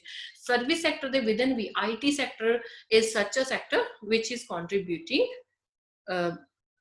more than any other service। तो IT ਸੈਕਟਰ ਵਰਗੇ ਸੈਕਟਰਸ ਨੂੰ ਜਾਂ ਕੈਪੀਟਲ ਗੁੱਡਸ ਆ ਉਹਨਾਂ ਦੀ ਪ੍ਰੋਡਕਸ਼ਨ ਦੇ ਜਾਂ ਇਹਨਾਂ ਇੰਡਸਟਰੀਜ਼ ਨੂੰ ਟੈਕਸਿਸ ਤੋਂ ਐਗਜ਼ੈਂਪਟ ਕਰਨਾ ਚਾਹੀਦਾ, ਤਾਂ ਕਿ ਉਹ ਹੋਰ ਜ਼ਿਆਦਾ ਉਹਨਾਂ ਨੂੰ ਇੱਕ ਜਿਹੜਾ ਇੰਡਿਊਸਮੈਂਟ ਮਿਲ ਸਕੇ, ਹੋਰ ਜ਼ਿਆਦਾ ਪ੍ਰੋਡਕਸ਼ਨ ਦੀ ਜਾਂ ਹੋਰ ਜ਼ਿਆਦਾ ਜੌਬਸ ਕ੍ਰੀਏਟ ਹੋ ਸਕਣ, ਇਹਨਾਂ ਸੈਕਟਰਸ ਦੀ ਹੋਰ ਜ਼ਿਆਦਾ ਡਿਵੈਲਪਮੈਂਟ ਹੋ ਸਕੇ, ਤਾਂ ਕਿ ਓਵਰਆਲ ਇਕਨੋਮਿਕ ਡਿਵੈਲਪਮੈਂਟ ਦੇ ਵਿੱਚ ਇਹ ਕੰਟਰੀ ਦੀ ਜਿਹੜੀ ਆ ਉਹ ਹੈਲਪ ਕਰ ਸਕਣ। ਸੋ ਬਟ ਫਿਲਹਾਲ ਇਦਾਂ ਦੇ ਕੰਸੈਸ਼ਨ ਇਹਨਾਂ ਸੈਕਟਰਸ ਨੂੰ ਨਹੀਂ ਦਿੱਤੇ ਜਾ ਰਹੇ, ਜਿਹਦੇ ਕਰਕੇ ਕਿਤੇ ਨਾ ਕਿਤੇ ਇਹ ਫੈਕਟਰ ਜਿਹੜਾ ਕੰਟਰੀ ਦੀ ਇਕਨੋਮਿਕ ਡਿਵੈਲਪਮੈਂਟ ਦੇ ਵਿੱਚ ਇੱਕ ਰਿਸਟ੍ਰਿਕਸ਼ਨ ਬਣ ਰਿਹਾ, ਇੱਕ ਹਿੰਡਰੈਂਸ ਬਣ ਰਿਹਾ ਹੈ। ਸੋ ਫੋਰਨ ਕੈਪੀਟਲ ਦੇ ਉੱਪਰ ਵੀ ਟੈਕਸਿਸ ਦਾ ਇੱਕ ਬੈਡ ਇੰਪੈਕਟ ਪੈਂਦਾ। ਜਿਸ ਤਰ੍ਹਾਂ ਅਸੀਂ ਹੁਣ ਫੋਰਨ ਡਾਇਰੈਕਟ ਇਨਵੈਸਟਮੈਂਟ ਦੀ ਵੀ ਗੱਲ ਕਰਦੇ ਹਾਂ, FDI ਦੀ, ਤਾਂ ਫੋਰਨ ਡਾਇਰੈਕਟ ਇਨਵੈਸਟਮੈਂਟ ਦੇ ਥਰੂ ਕੰਟਰੀ ਦੇ ਵਿੱਚ ਕਿੰਨੀ ਜ਼ਿਆਦਾ ਜਿਹੜੀ ਕੈਪੀਟਲ ਆ ਉਹ ਆਉਂਦੀ ਆ। ਸੋ ਅਗਰ ਟੈਕਸਿਸ ਬਹੁਤ ਹਾਈ ਪੇ ਕਰਨੇ ਪੈਣਗੇ ਤਾਂ ਦੂਸਰੀਆਂ ਕੰਟਰੀਜ਼ ਦੀਆਂ ਜਿਹੜੀਆਂ ਕੰਪਨੀਜ਼ ਹੈਗੀਆਂ ਜਾਂ ਬਿਜ਼ਨਸ ਐਂਟਰਪ੍ਰਾਈਜ਼ਸ ਹੈਗੀਆਂ, ਉਹ ਸਾਡੀ ਕੰਟਰੀ ਦੇ ਵਿੱਚ ਆ ਕੇ ਇਨਵੈਸਟ ਕਰਨਾ ਪ੍ਰੈਫਰ ਨਹੀਂ ਕਰਨਗੇ। ਤਾਂ ਜਿੰਨਾ ਜ਼ਿਆਦਾ ਉਹਨਾਂ ਨੂੰ ਹਾਈ ਟੈਕਸਿਸ ਪੇ ਕਰਨੇ ਪੈਣਗੇ, ਉਨਾ ਹੀ ਉਹ ਘੱਟ ਸਾਡੀ ਕੰਟਰੀ ਦੇ ਵਿੱਚ ਆ ਕੇ ਇਨਵੈਸਟ ਕਰਨਾ ਪਸੰਦ ਕਰਨਗੇ, ਜਿਹਦੇ ਕਰਕੇ ਇੱਕ ਰੁਕਾਵਟ ਪੈਦਾ ਹੁੰਦੀ ਆ ਕੰਟਰੀ ਦੇ ਵਿੱਚ foreign investment and foreign currency ਆਉਣ ਦੀ। ਸੋ ਕਿਸ ਤਰ੍ਹਾਂ ਇਹਨਾਂ ਡਿਫੈਕਟਸ ਨੂੰ ਠੀਕ ਕੀਤਾ ਜਾ ਸਕਦਾ, ਉਹਦੇ ਵਾਸਤੇ ਅਗਰ ਅਸੀਂ ਕੁਝ ਸੁਜੈਸ਼ਨਸ ਦੀ ਐਂਡ ਇੰਪਰੂਵਮੈਂਟਸ ਦੀ ਗੱਲ ਕਰੀਏ, ਤੇ ਇੱਕ ਤੇ ਹੈ ਕਿ ਜਿਹੜਾ ਟੈਕਸਿਸ ਆ ਉਹਦਾ ਦਾਇਰਾ ਜਿਹੜਾ ਆ ਉਹ ਬ੍ਰੋਡਨ ਕਰਨ ਦੀ ਲੋੜ ਆ। ਜ਼ਿਆਦਾ ਲੋਕਾਂ ਨੂੰ ਟੈਕਸ ਦੇ ਜਿਹੜੇ ਬਾਉਂਡਰੀਜ਼ ਦੇ ਵਿੱਚ ਲੈ ਕੇ ਆਂਦਾ ਜਾਵੇ। ਜਿਹੜਾ ਸਿਰਫ ਅਸੀਂ ਦੇਖਿਆ, ਜਿਸ ਤਰ੍ਹਾਂ ਇਨਕਮ ਟੈਕਸ ਦੀ ਗੱਲ ਕੀਤੀ ਕਿ ਸਿਰਫ 5% ਪਾਪੂਲੇਸ਼ਨ ਆ ਜਿਹੜੀ ਇਨਕਮ ਟੈਕਸ ਪੇ ਕਰਦੀ, ਤੇ ਨੰਬਰ ਨੂੰ ਇਨਕਰੀਜ਼ ਕਰਨ ਦੀ ਲੋੜ ਆ। ਇਸ ਤੋਂ ਇਲਾਵਾ ਡਾਇਰੈਕਟ ਟੈਕਸਿਸ ਜ਼ਿਆਦਾ ਲਗਾਏ ਜਾਣ ਇਨਡਾਇਰੈਕਟ ਟੈਕਸਿਸ ਦੇ ਮੁਕਾਬਲੇ। ਦੈਟ ਮੀਨਸ ਕਿ ਸਿੱਧਾ ਜਿਨ੍ਹਾਂ ਲੋਕਾਂ ਦੀ ਹਾਈ ਇਨਕਮ ਆ as compare to some other persons, ਉਹਨਾਂ ਤੋਂ ਜ਼ਿਆਦਾ ਟੈਕਸਿਸ ਲਏ ਜਾ ਰਹੇ ਆ। ਇਨਡਾਇਰੈਕਟ ਟੈਕਸਿਸ ਦੇ ਨਾਲ ਕੀ ਬਰਡਨ ਸਾਰਿਆਂ ਤੇ ਇਕੁਅਲ ਜਾ ਰਿਹਾ, ਚਾਹੇ ਕੋਈ ਪੂਅਰ ਪਰਸਨ ਉਹ ਚੀਜ਼ ਖਰੀਦ ਰਿਹਾ, ਚਾਹੇ ਕੋਈ ਰਿਚ ਪਰਸਨ, ਉਹਦੇ ਤੇ ਇਕੁਅਲ ਬਰਡਨ ਜਾ ਰਿਹਾ। ਤਾਂ ਦੈਟ ਪ੍ਰਮੋਟਸ ਇਨਇਕੁਐਲਿਟੀ। ਉਸ ਚੀਜ਼ ਨੂੰ ਪ੍ਰੀਵੈਂਟ ਕਰਨ ਦੇ ਲਈ, ਰੋਕਣ ਦੇ ਲਈ ਡਾਇਰੈਕਟ ਟੈਕਸਿਸ ਨੂੰ ਜ਼ਿਆਦਾ ਲਗਾਉਣ ਦੀ ਲੋੜ ਹੈ। ਟੈਕਸ ਇਵੇਜਨ ਨੂੰ ਰੋਕਣ ਦੇ ਲਈ ਇੱਕ ਪਾਲਿਸੀ ਬਣਾਉਣ ਦੀ ਲੋੜ ਹੈ। ਉਹਦੀ ਐਡਮਿਨਿਸਟ੍ਰੇਸ਼ਨ ਪ੍ਰੋਪਰਲੀ ਜਿਹੜੀ ਇੰਪਲੀਮੈਂਟੇਸ਼ਨ ਬਹੁਤ ਜ਼ਰੂਰੀ ਆ ਕਿ ਜਿਹੜੇ ਟੈਕਸ ਚੋਰੀ ਕਰਦੇ ਆ, ਟੈਕਸ ਇਵੇਡ ਕਰਦੇ ਆ, ਉਹਨਾਂ ਨੂੰ ਹੈਵੀ ਪੈਨਲਟੀਜ਼ ਲਗਾਈਆਂ ਜਾਣ, ਉਹਨਾਂ ਦੇ ਉੱਪਰ ਜਿਹੜਾ ਹੈ ਉਹਨਾਂ ਨੂੰ ਪਨਿਸ਼ ਕੀਤਾ ਜਾਵੇ। ਤਾਂ ਇਸ ਤਰ੍ਹਾਂ ਦਾ ਸਿਸਟਮ ਜਿਹੜਾ ਬਣਾਇਆ ਜਾਵੇ ਕਿ ਟੈਕਸ ਐਡਮਿਨਿਸਟ੍ਰੇਸ਼ਨ ਜਿਹੜੀ ਆ ਉਹਨੂੰ ਐਫੀਸ਼ੀਐਂਟ ਬਣਾਇਆ ਜਾਵੇ। ਕਿਸ ਤਰ੍ਹਾਂ ਟੈਕਸ ਜ਼ਿਆਦਾ ਤੋਂ ਜ਼ਿਆਦਾ ਜਿਹੜੇ ਆ ਉਹ ਵਧੀਆ ਤਰੀਕੇ ਨਾਲ ਕਲੈਕਟ ਕੀਤੇ ਜਾ ਸਕਦੇ ਆ, ਟੈਕਸ ਇਵੇਜਨ ਨੂੰ ਰੋਕ ਸਕੇ। ਤਾਂ ਐਡਮਿਨਿਸਟ੍ਰੇਸ਼ਨ ਨੂੰ ਵੀ ਟ੍ਰੇਨ ਕਰਨ ਦੀ ਲੋੜ ਆ, ਔਰ ਓਨੈਸਟੀ ਦੀ ਜ਼ਿਆਦਾ ਜਿਹੜੇ ਐਥੀਕਲੀ ਵੀ ਉਹਨਾਂ ਦੇ ਵਿੱਚ ਜਿਹੜਾ ਇਹ ਓਨੈਸਟੀ ਵਰਗੀਆਂ ਚੀਜ਼ਾਂ ਲੈ ਕੇ ਆਉਣ ਦੀ ਲੋੜ ਆ। ਇਸ ਤੋਂ ਇਲਾਵਾ ਜਿਹੜਾ ਮੈਕਸਿਮਮ ਰੇਟ ਆਫ ਟੈਕਸਿਸ ਹੈਗੇ ਆ, ਜਿਹੜਾ ਉਹ ਹੋਣ ਦੇ ਕਰਕੇ ਵੀ ਕਈ ਲੋਕ ਪੇ ਨਹੀਂ ਕਰਦੇ।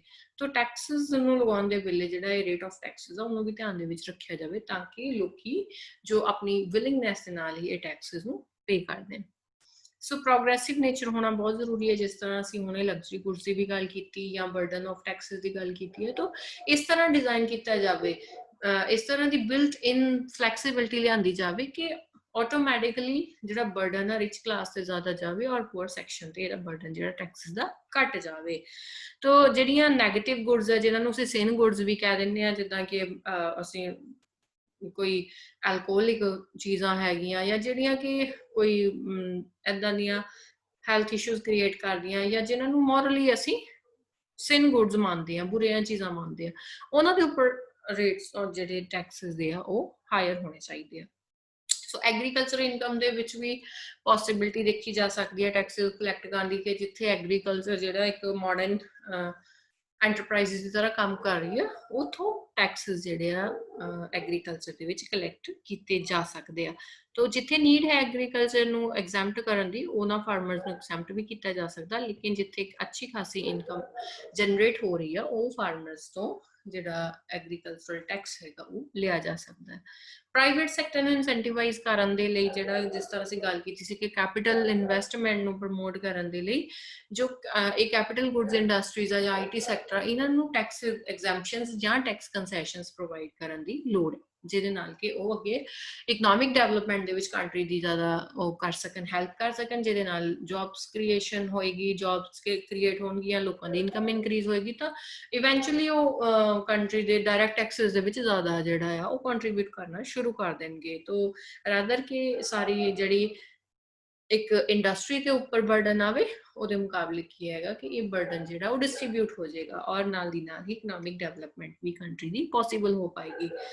ਇਸ ਤੋਂ ਇਲਾਵਾ ਟੈਕਸਿਸ ਦਾ ਜਿਹੜਾ ਰੈਵਨਿਊ ਜਿਹੜੀ ਕਲੈਕਟ ਹੁੰਦੀ ਉਹਦੇ ਯੂਜ਼ਰਸ ਨੂੰ ਉਹਦੇ ਵਿੱਚ ਰਿਫਾਰਮਸ ਦੀ ਬੜੀ ਵੱਡੀ ਲੋੜ ਆ ਕਿ ਜਿਹੜੀ ਟੈਕਸ ਇਨਕਮ ਇਕੱਠੀ ਹੁੰਦੀ ਆ, ਟੈਕਸ ਰੈਵਨਿਊ ਹੁੰਦੀ ਉਹਨੂੰ ਬਹੁਤ ਅੱਛੇ ਤਰੀਕੇ ਨਾਲ ਵਾਈਜ਼ਲੀ ਜਿਹੜੀਆਂ ਡਿਵੈਲਪਮੈਂਟ ਪਰਪਸ ਦੇ ਲਈ ਇਹਨੂੰ ਯੂਜ਼ ਕੀਤਾ ਜਾਵੇ, ਨਾ ਕਿ ਬਿਲਕੁਲ ਇਹਨੂੰ ਬੇਕਾਰ ਦੇ ਚੀਜ਼ਾਂ ਦੇ ਵਿੱਚ ਖਰਚ ਕਰ ਦਿੱਤਾ ਜਾਵੇ।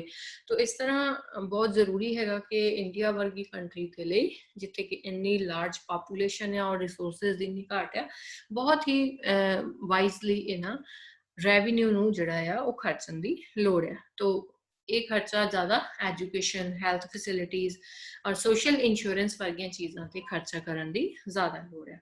ਫਲੈਕਸੀਬਿਲਿਟੀ ਲਿਆਉਣੀ ਬਹੁਤ ਜ਼ਰੂਰੀ ਆ ਕਿ ਜਿਹੜਾ ਜਿਸ ਤਰ੍ਹਾਂ ਗੱਲ ਪਹਿਲੇ ਵੀ ਕੀਤੀ ਕਿ ਬਿਲਟ ਇਨ ਫਲੈਕਸੀਬਿਲਿਟੀ ਹੋਵੇ, ਜਿੱਦਾਂ ਜਿੱਦਾਂ ਇਨਕਮ ਦੀ ਪ੍ਰੋਗਰੈਸ ਹੁੰਦੀ ਆ ਉਸ ਤਰ੍ਹਾਂ ਟੈਕਸਸ ਜਿਹੜੇ ਇਨਕਰੀਜ਼ ਹੋਣ। ਸੋ ਟੈਕਸੇਸ਼ਨ ਦੀ ਰੈਸ਼ਨਲਾਈਜੇਸ਼ਨ ਵੀ ਬਹੁਤ ਜ਼ਰੂਰੀ ਆ।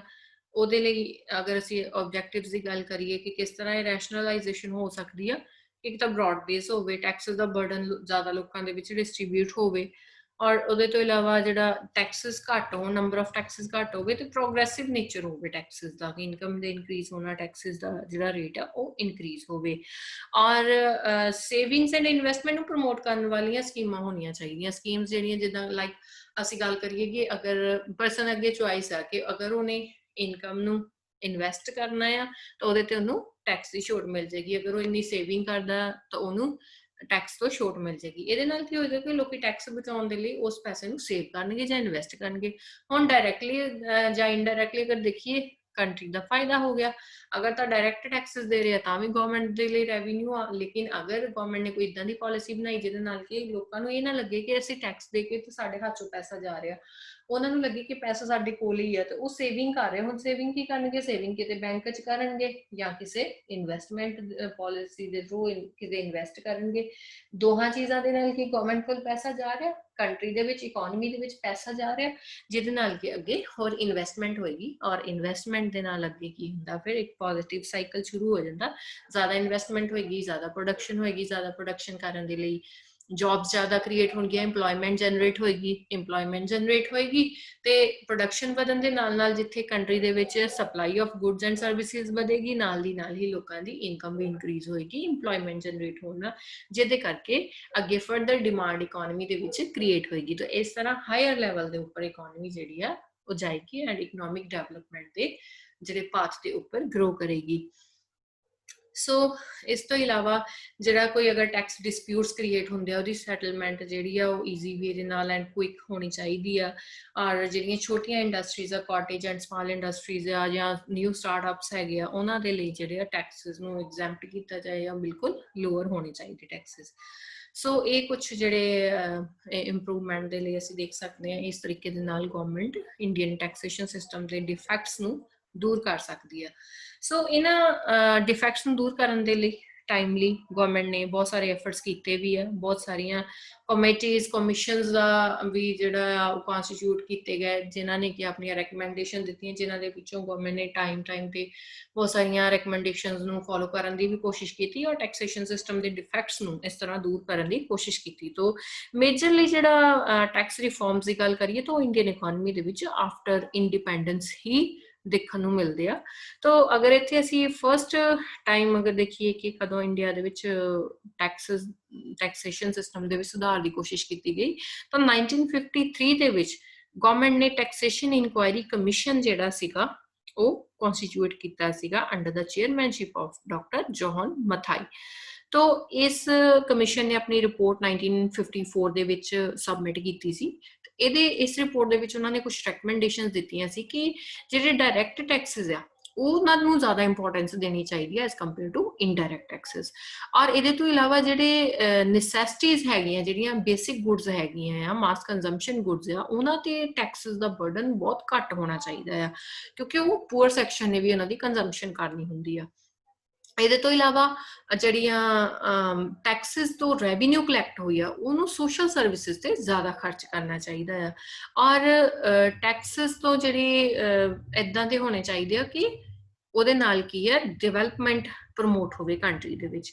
ਸੋ ਇਹਦੇ ਨਾਲ ਕੀ ਹੈਗਾ ਆ, ਫਾਈਨੈਂਸ਼ੀਅਲ ਜਿਹੜੇ ਫਾਈਨਾਂਸ ਪਲਾਨਸ ਕੰਟਰੀ ਦੇ ਵਿੱਚ 5 ਈਅਰ ਪਲਾਨ ਚੱਲਦੇ ਸੀ ਕਿ ਉਹਨਾਂ ਦੇ ਅੰਡਰ ਫਿਰ ਕੀ ਹੈਗਾ ਆ, ਜ਼ਿਆਦਾ ਤੋਂ ਜ਼ਿਆਦਾ ਕੰਟਰੀ ਦੀ ਡਿਵੈਲਪਮੈਂਟ ਹੋ ਸਕੇ, ਇਸ ਤਰ੍ਹਾਂ ਦੀ ਟੈਕਸ ਸਿਸਟਮ ਜਿਹੜਾ ਹੋਣਾ ਚਾਹੀਦਾ।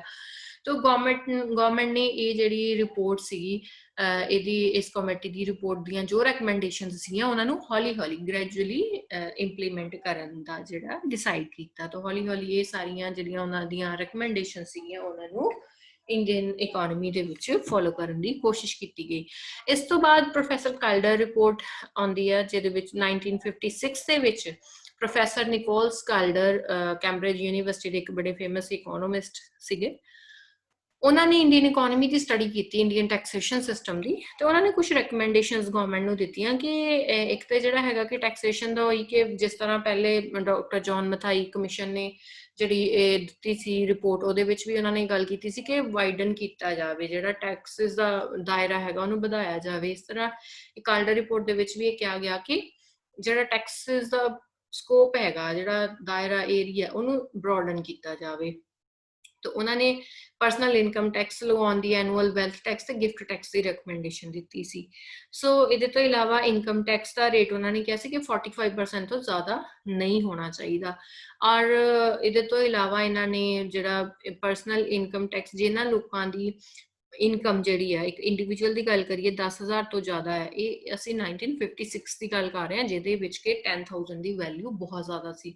ਤਾਂ ਜਿਸ ਪਰਸਨ ਦੀ ਇਨਕਮ 10,000 ਤੋਂ ਜ਼ਿਆਦਾ ਹੈ ਔਰ ਬਿਜ਼ਨਸ ਦੀ ਗੱਲ ਕਰੀਏ, ਕਿਸੇ ਕੰਪਨੀ ਦੀ ਗੱਲ ਕਰੀਏ, ਉਹਦੇ ਵਿੱਚ ਇਨਕਮ 50,000 ਤੋਂ ਜ਼ਿਆਦਾ ਹੈ, ਤਾਂ ਉਹਦੀ ਆਡਿਟਿੰਗ ਜਿਹੜੀ, ਉਹਦੇ ਅਕਾਊਂਟਸ ਦੀ ਐਡੀਟਿੰਗ, ਐਨੂਅਲੀ ਆਡਿਟਿੰਗ ਜ਼ਰੂਰੀ ਕੀਤੀ ਜਾਵੇ, ਤਾਂ ਕਿ ਉਹਨਾਂ ਦੇ ਚੈੱਕ ਕੀਤਾ ਜਾਵੇ ਕਿ ਸਹੀ ਰਿਸੋਰਸਿਸ ਤੋਂ ਇਨਕਮ ਆ ਰਹੀ ਹੈ, ਸਹੀ ਇਨਕਮ ਟੈਕਸ ਉਹ ਪੇ ਕਰਦੇ ਆ ਕਿ ਨਹੀਂ। ਤਾਂ ਉਹ ਇੱਕ ਟਰਾਂਸਪੇਰੈਂਸੀ ਲਿਆਉਣ ਦੇ ਲਈ ਆਡਿਟਿੰਗ ਜਿਹੜੀ ਉਹਨਾਂ ਨੇ ਇਹਦੀ ਸੁਜੈਸ਼ਨ ਦਿੱਤਾ। ਤੋ ਗਵਰਨਮੈਂਟ ਨੇ ਇਹ ਜਿਹੜੀਆਂ ਸੁਜੈਸ਼ਨਸ ਸੀਗੇ ਉਹਨਾਂ ਨੂੰ ਇੰਡੀਅਨ ਟੈਕਸੇਸ਼ਨ ਸਿਸਟਮ ਦੇ ਵਿੱਚ ਇਨਕੋਰਪੋਰੇਟ ਕਰਨ ਦੀ ਜਿਹੜੀ ਕੋਸ਼ਿਸ਼ ਵੀ ਕੀਤੀ, ਔਰ 1957, 58 ਐਂਡ 58, 59 ਦੇ ਬਜਟਸ ਦੇ ਵਿੱਚ ਇਹ ਸੁਧਾਰਾਂ ਨੂੰ ਜਿਹੜਾ ਇੰਪਲੀਮੈਂਟ ਇੰਡੀਅਨ ਇਕੋਨਮੀ ਦੇ ਵਿੱਚ ਕੀਤਾ ਗਿਆ।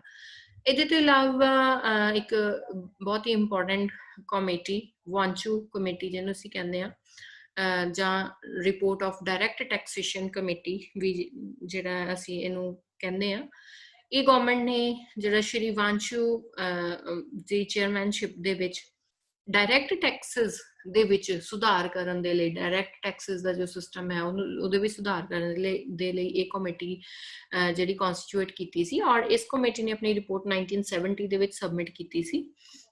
ਸੋ ਇਹਦੇ ਜਿਹੜੇ ਰਿਪੋਰਟ ਸਬਮਿਟ ਹੋਣ ਤੋਂ 6 ਸਾਲ ਬਾਅਦ 76, 77 ਦੇ ਬਜਟ ਦੇ ਵਿੱਚ ਇਹਦੀਆਂ ਜਿਹੜੀਆਂ ਰეკਮੈਂਡੇਸ਼ਨਸ ਸੀਗੀਆਂ ਉਹਨਾਂ ਨੂੰ ਐਕਸੈਪਟ ਕੀਤਾ ਗਿਆ, ਉਹਨਾਂ ਨੂੰ ਕੰਟਰੀ ਦੇ ਵਿੱਚ ਇੰਪਲੀਮੈਂਟ ਕੀਤਾ ਗਿਆ। ਤਾਂ ਇਹਦੀਆਂ ਕੁਝ ਅਸੀਂ ਮੇਜਰ ਰეკਮੈਂਡੇਸ਼ਨਸ ਦੀ ਗੱਲ ਕਰੀਏ ਤਾਂ ਰਿਡਕਸ਼ਨ ਇਨ ਟੈਕਸ ਰੇਟਸ, ਕਿ ਬਹੁਤ ਜ਼ਿਆਦਾ ਹਾਈ ਇਨਕਮ ਟੈਕਸ ਰੇਟ ਜਿਹੜਾ ਸੀਗਾ ਉਹ ਇੰਡੀਅਨ ਇਕੋਨਮੀ ਦੇ ਵਿੱਚ ਸੀ, ਉਹਨੂੰ ਰਿਡਿਊਸ ਕਰਨ ਦੀ ਗੱਲ ਕੀਤੀ।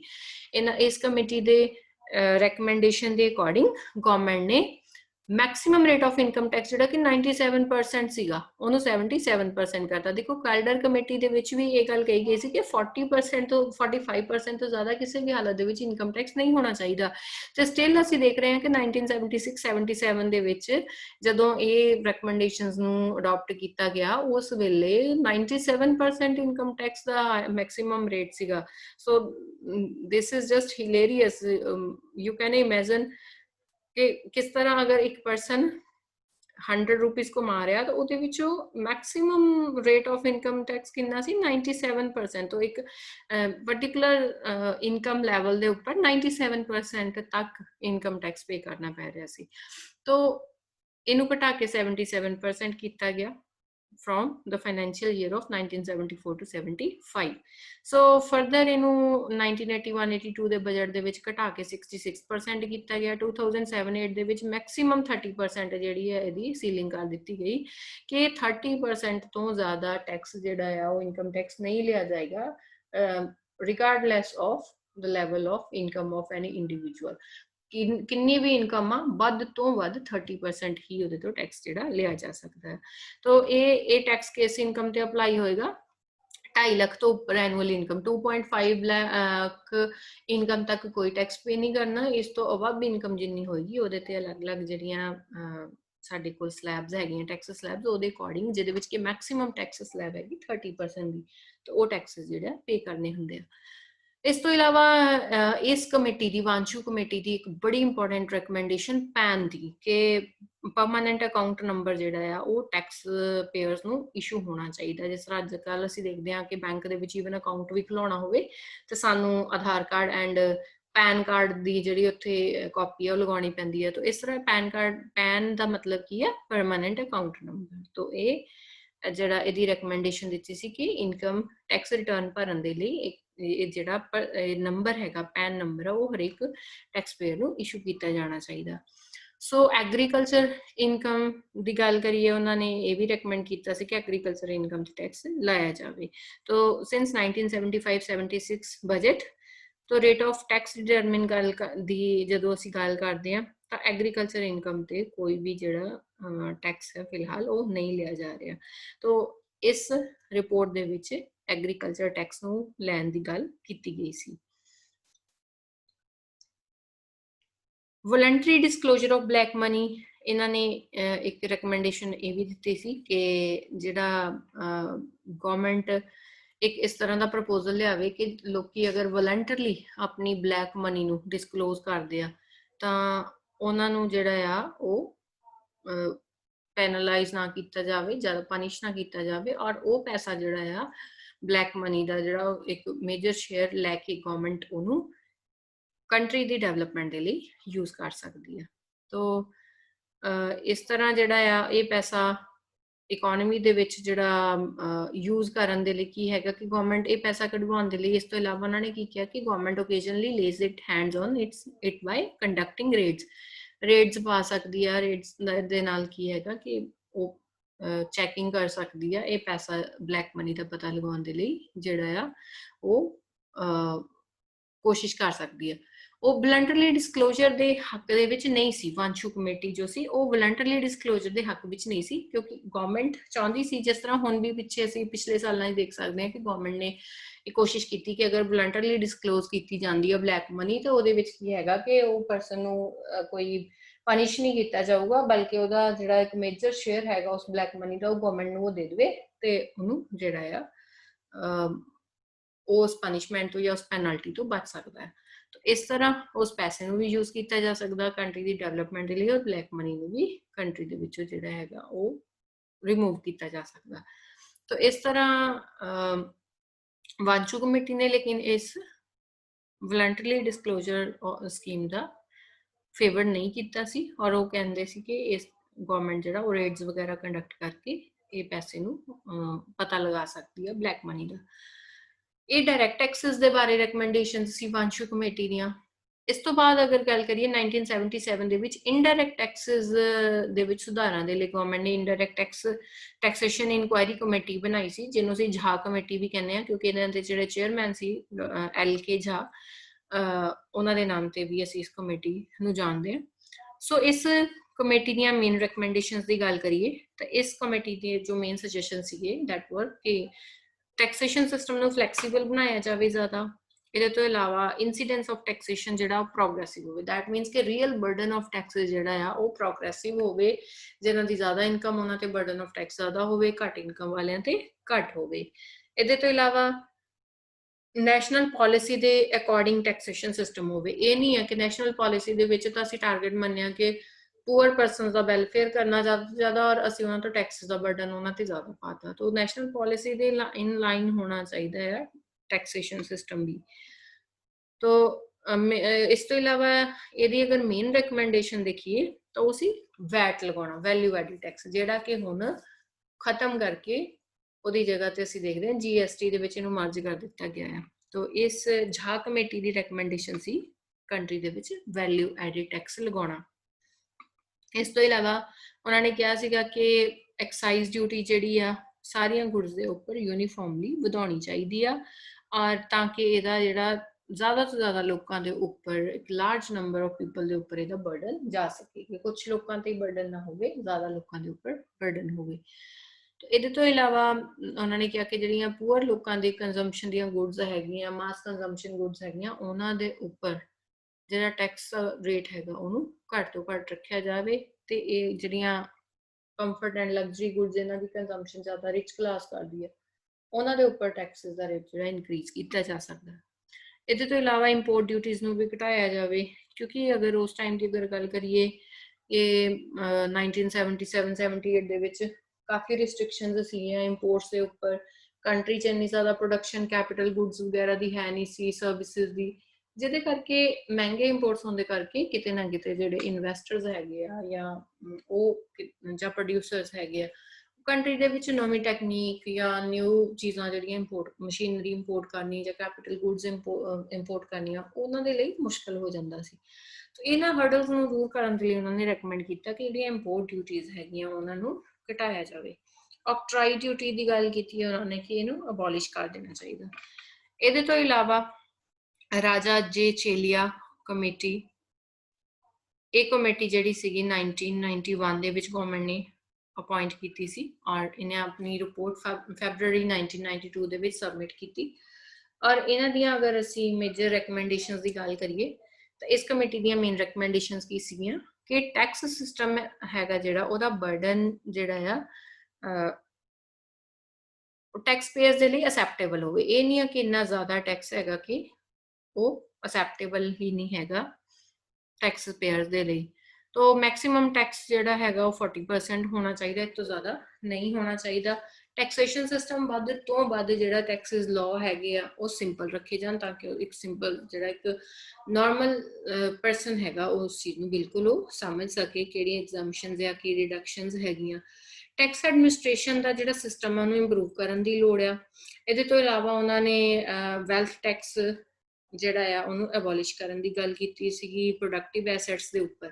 ਪ੍ਰੋਡਕਟਿਵ ਐਸੈਟਸ ਮਤਲਬ ਕਿ ਜਿਹੜੀਆਂ ਕੰਟਰੀ ਦੇ ਵਿੱਚ ਪ੍ਰੋਡਕਟਿਵਲੀ ਕੰਟਰੀਬਿਊਟ ਕਰ ਰਹੀਆਂ ਉਹਨਾਂ ਦੇ ਉੱਪਰ ਵੈਲਥ ਟੈਕਸ ਨੂੰ ਲਗਾਉਣ ਦਾ, ਜੋ ਐਕਟਿਵ ਅਸੀਂ ਜਿਹਨਾਂ ਨੂੰ ਕਹਿ ਦਿੰਦੇ ਕਿ ਐਕਟਿਵ ਐਸੈਟਸ ਹੈਗੀਆਂ ਉਹਨਾਂ ਤੇ ਪ੍ਰੋਡਕਟਿਵ ਜਿਹੜੇ ਇਹ ਵੈਲਥ ਟੈਕਸ ਆ ਉਹਨੂੰ ਰਿਮੂਵ ਕਰਨ ਦੀ ਗੱਲ ਕੀਤੀ ਸੀ। ਉਹਨਾਂ ਨੇ ਕਿਹਾ ਕਿ ਜਿਹੜੀਆਂ ਅਨਪ੍ਰੋਡਕਟਿਵ ਐਸੈਟਸ ਹੈਗੀਆਂ ਜਿਹਨਾਂ ਲੋਕਾਂ ਨੇ ਜਿੱਦਾਂ ਫਾਰਮ ਹਾਊਸ ਬਣਾਏ ਆ, ਅਰਬਨ ਲੈਂਡਸ ਹੈ ਜਿਹੜੀਆਂ ਕਿ ਉੱਦਾਂ ਹੀ ਪਈਆਂ ਪੈਸਿਵ ਫਾਰਮ ਦੇ ਵਿੱਚ, ਜਿਨ੍ਹਾਂ ਦੇ ਨਾਲ ਕੋਈ ਕੰਟਰੀਬਿਊਸ਼ਨ ਨਹੀਂ ਮਿਲ ਰਹੀ ਇਕਨੋਮੀ ਦੇ ਵਿੱਚ, ਕੋਈ ਨਵੀਂ ਪ੍ਰੋਡਕਸ਼ਨ, ਕੋਈ ਨਿਊ ਕੈਪੀਟਲ ਜਨਰੇਟ ਨਹੀਂ ਹੋ ਰਹੀ, ਉਹਨਾਂ ਦੇ ਉੱਪਰ ਐਸੈਟਸ ਇਦਾਂ ਦੀਆਂ ਐਸੈਟਸ ਦੇ ਉੱਪਰ ਜਿਹੜਾ ਟੈਕਸ ਵੈਲਥ ਟੈਕਸ ਲਗਾਉਣ ਦੀ ਗੱਲ ਕੀਤੀ ਗਈ ਸੀ। ਇਹਦੇ ਤੋਂ ਇਲਾਵਾ ਫੋਰਨ ਕੰਪਨੀਜ਼ ਦੇ ਉੱਪਰ ਟੈਕਸ ਜਿਹੜਾ ਹੈ ਉਹ ਘਟਾਉਣ ਦੀ ਗੱਲ ਕੀਤੀ ਗਈ ਤਾਂ ਕਿ ਫੋਰਨ ਇਨਵੈਸਟਮੈਂਟ ਕੰਟਰੀ ਦੇ ਵਿੱਚ ਆ ਸਕੇ।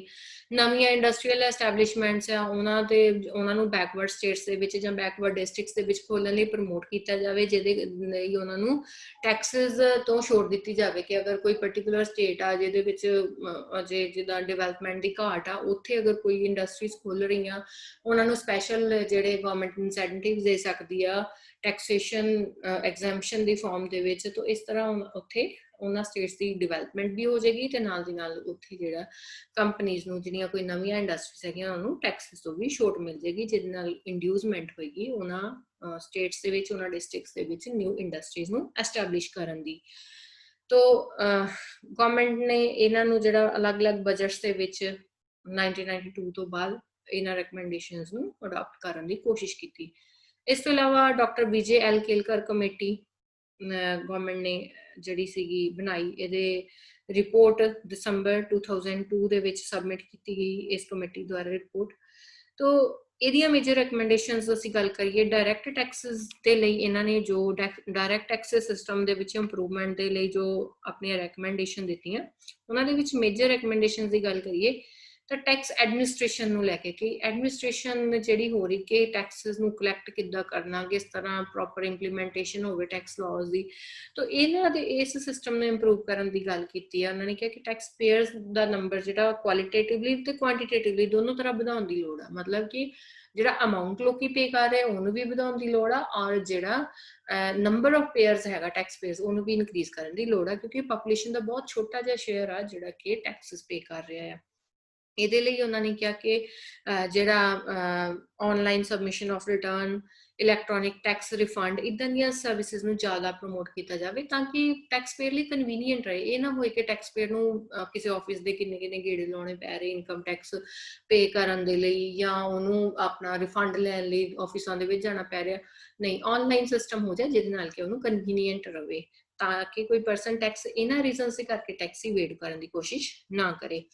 ਇਹਦੇ ਤੋਂ ਇਲਾਵਾ ਪੈਨ ਨੰਬਰ ਸਾਰਿਆਂ ਨੂੰ ਇਸ਼ੂ ਹੋਣਾ ਬਹੁਤ ਜ਼ਰੂਰੀ ਹੈ। ਉਹਨਾਂ ਨੇ ਕਿਹਾ ਔਰ ਨਾਲ ਦੀ ਨਾਲ ਹੀ ਕਿ ਜਿਹੜੇ ਆਫਿਸਰਸ ਹੈਗੇ ਆ ਟੈਕਸ ਡਿਪਾਰਟਮੈਂਟ ਦੇ ਉਹਨਾਂ ਦੀ ਅਕਾਊਂਟੇਬਿਲਿਟੀ ਫਿਕਸ ਕੀਤੀ ਜਾਵੇ। ਅਗਰ ਇਹਦੇ ਵਿੱਚ ਕੋਈ ਇਦਾਂ ਦੀਆਂ ਮਾਲ ਪ੍ਰੈਕਟਿਸਿਸ ਮਿਲ ਰਹੀਆਂ ਆ ਟੈਕਸ ਸਿਸਟਮ ਦੇ ਵਿੱਚ, ਐਡਮਿਨਿਸਟ੍ਰੇਸ਼ਨ ਦੇ ਵਿੱਚ, ਤਾਂ ਉਹਨਾਂ ਦੇ ਪ੍ਰਤੀ ਜਿਹੜੇ ਇਹ ਆਫਿਸਰਸ ਹੈਗੇ ਆ ਉਹਨਾਂ ਨੂੰ ਅਕਾਊਂਟੇਬਲ ਬਣਾਇਆ ਜਾ ਸਕੇ, ਤਾਂ ਕਿ ਉਹ ਜ਼ਿਆਦਾ ਸਿੰਸੀਅਰਟੀ ਦੇ ਨਾਲ ਆਪਣੀ ਡਿਊਟੀ ਨੂੰ ਜਿਹੜਾ ਹੈ ਉਹ ਕਰਨ ਔਰ ਸਿਸਟਮ ਨੂੰ ਸਮੂਥਲੀ ਰਨ ਕਰਨ ਦੇ ਵਿੱਚ ਹੈਲਪ ਕਰਨ। Central board of direct Texas ਜਿਹੜਾ ਹੈਗਾ ਉਹਨੂੰ ਜ਼ਿਆਦਾ ਐਮਪਾਵਰ ਕਰਨਾ ਚਾਹੀਦਾ, ਜ਼ਿਆਦਾ ਪਾਵਰਸ ਦਿੱਤੀਆਂ ਜਾਣ ਤਾਂ ਕਿ ਉਹ ਵਧੀਆ ਤਰੀਕੇ ਦੇ ਨਾਲ ਕੰਟਰੀ ਦੇ ਵਿੱਚ ਟੈਕਸੇਸ਼ਨ ਐਡਮਿਨਿਸਟ੍ਰੇਸ਼ਨ ਦੇ ਸੁਧਾਰਾਂ ਨੂੰ ਜਿਹੜਾ ਆ ਉਹ ਇੰਪਲੀਮੈਂਟ ਕਰ ਸਕੇ। ਇਸ ਤੋਂ ਇਲਾਵਾ ਇਨਕਮ ਟੈਕਸ ਦੇ ਵਿੱਚ ਸੁਧਾਰਾਂ ਦੀ ਗੱਲ ਕਰੀਏ ਤਾਂ ਉਹਨਾਂ ਨੇ ਕੀ ਰეკਮੈਂਡ ਕੀਤਾ ਕਿ ਇੱਕ ਜਨਰਲ ਜਿਹੜਾ ਟੈਕਸ ਪੇਅਰ ਹੈਗਾ ਆ ਉਹਦੇ ਲਈ ਐਗਜ਼ੈਂਪਸ਼ਨ ਜਿਹੜੀ ਆ 1 ਲੱਖ ਤੋਂ ਤੱਕ ਹੀ ਹੋਣੀ ਚਾਹੀਦੀ ਹੈ, 1 ਲੱਖ ਤੋਂ ਉੱਤੇ ਦੀ ਇਨਕਮ ਤੇ ਟੈਕਸ ਲੱਗਣਾ ਚਾਹੀਦਾ। ਵਿਮਨ ਤੇ ਸੀਨੀਅਰ ਸਿਟੀਜ਼ਨ ਜਿਹੜੇ ਹੈਗੇ ਉਹਨਾਂ ਨੂੰ 1.5 ਲੱਖ ਤੱਕ ਦੀ ਇਨਕਮ ਦੀ ਛੋਟ ਹੋਣੀ ਚਾਹੀਦੀ, ਉਹਦੇ ਤੋਂ ਅਬਵ ਇਨਕਮ ਦੇ ਉੱਪਰ ਟੈਕਸ ਲਿਆ ਜਾਣਾ ਚਾਹੀਦਾ ਆ। ਪਰਸਨਲ ਇਨਕਮ ਦੇ ਉੱਪਰ ਜਿਹੜਾ ਸਰਚਾਰਜ ਲਿਆ ਜਾਂਦਾ ਉਹਨੂੰ ਅਬੋਲਿਸ਼ ਕਰਨਾ ਚਾਹੀਦਾ ਆ। ਔਰ ਸਿਰਫ ਪਰਸਨਲ ਇਨਕਮ ਦੇ 2 ਸਲੈਬਸ ਹੋਣੀਆਂ ਚਾਹੀਦੀਆਂ, ਇੱਕ ਤਾਂ for income up to ₹4 lakh and the rate of personal income tax should be 20%, for income exceeding 4 lakh rate should be 30%। तो 2 ही स्लैब्स की गल की है, 20% ਤੇ 30%। अगर 4 ਲੱਖ ਤੱਕ ਇਨਕਮ ਆ ਤੇ 20%, ਅਗਰ 4 ਲੱਖ ਤੋਂ ਅਬਵ ਜਿੰਨੀ ਵੀ ਇਨਕਮ ਆ ਉਹਦੇ ਤੇ 30%। 2 ਟੈਕਸ ਸਲੈਬਸ ਦੀ ਗੱਲ ਕੀਤੀ ਆ। ਇਹਦੇ ਤੋਂ ਇਲਾਵਾ ਇਹਨਾਂ ਨੇ ਗੱਲ ਕੀਤੀ ਹੈ ਕਿ ਜਿਹੜੀਆਂ ਸਟੇਟਸ ਹੈਗੀਆਂ ਆ ਉਹਨਾਂ ਨੂੰ ਸੈਂਟਰ ਗਵਰਨਮੈਂਟ ਨੂੰ ਇਹ ਅਥਾਰਟੀ ਦੇਣੀ ਚਾਹੀਦੀ ਆ ਕਿ ਉਹ ਐਗਰੀਕਲਚਰ ਤੇ ਵੀ ਟੈਕਸ ਲਗਾ ਸਕੇ। ਸੋ ਇਸ ਤਰ੍ਹਾਂ ਜਿਹੜੀ ਐਗਰੀਕਲਚਰ ਤੋਂ ਟੈਕਸ ਰੈਵਨਿਊ ਕਲੈਕਟ ਹੋਈ ਆ ਸੈਂਟਰਲ ਗਵਰਨਮੈਂਟ ਨੂੰ, ਉਹਨੂੰ ਫਿਰ ਸੈਂਟਰਲ ਗਵਰਨਮੈਂਟ ਸਟੇਟਸ ਦੇ ਵਿੱਚ ਡਿਸਟ੍ਰੀਬਿਊਟ ਕਰ ਦੇਵੇ। ਸੋ ਇਹਦੇ ਵਾਸਤੇ ਕੀ ਹੈਗਾ, ਇਸ ਕਰਕੇ ਕਿਉਂਕਿ ਜਿਹੜਾ ਐਗਰੀਕਲਚਰ ਆ ਉਹ ਇੱਕ ਸਟੇਟ ਸਬਜੈਕਟ ਆ। ਹੁਣ ਐਗਰੀਕਲਚਰ ਸਟੇਟ ਸਬਜੈਕਟ ਹੋਣ ਦੀ ਵਜ੍ਹਾ ਦੇ ਕਰਕੇ ਸੈਂਟਰਲ ਗਵਰਨਮੈਂਟ ਆਪਣੇ ਆਪ ਉਹਦੇ ਤੇ ਟੈਕਸਿਸ ਨਹੀਂ ਲਗਾ ਸਕਦੀ, ਆਪ ਉਹਦੀ ਇਨਕਮ ਨੂੰ ਯੂਜ਼ ਨਹੀਂ ਕਰ ਸਕਦੀ, ਇਸ ਲਈ ਜ਼ਰੂਰੀ ਹੈ ਸਟੇਟਸ ਦੀ ਸਹਿਮਤੀ ਹੋਣਾ।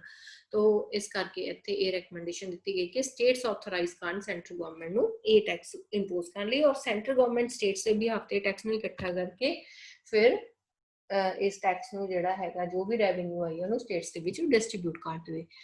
ਕਾਰਪੋਰੇਸ਼ਨ ਟੈਕਸ ਦੇ ਰਿਗਾਰਡਿੰਗ ਉਹਨਾਂ ਦੇ ਸੁਜੈਸ਼ਨਸ ਦੀ ਗੱਲ ਕਰੀਏ ਤਾਂ ਡੋਮੈਸਟਿਕ ਕੰਪਨੀਜ਼ ਦੇ ਲਈ ਕਾਰਪੋਰੇਟ ਟੈਕਸ ਜਿਹੜਾ 30% ਹੀ ਤੋਂ ਜ਼ਿਆਦਾ ਨਹੀਂ ਹੋਣਾ ਚਾਹੀਦਾ। ਫੋਰਨ ਕੰਪਨੀਜ਼ ਦੇ ਲਈ ਇਹ ਟੈਕਸ ਵੱਧ ਤੋਂ ਵੱਧ 35% ਜਿਹੜਾ ਹੋਵੇ।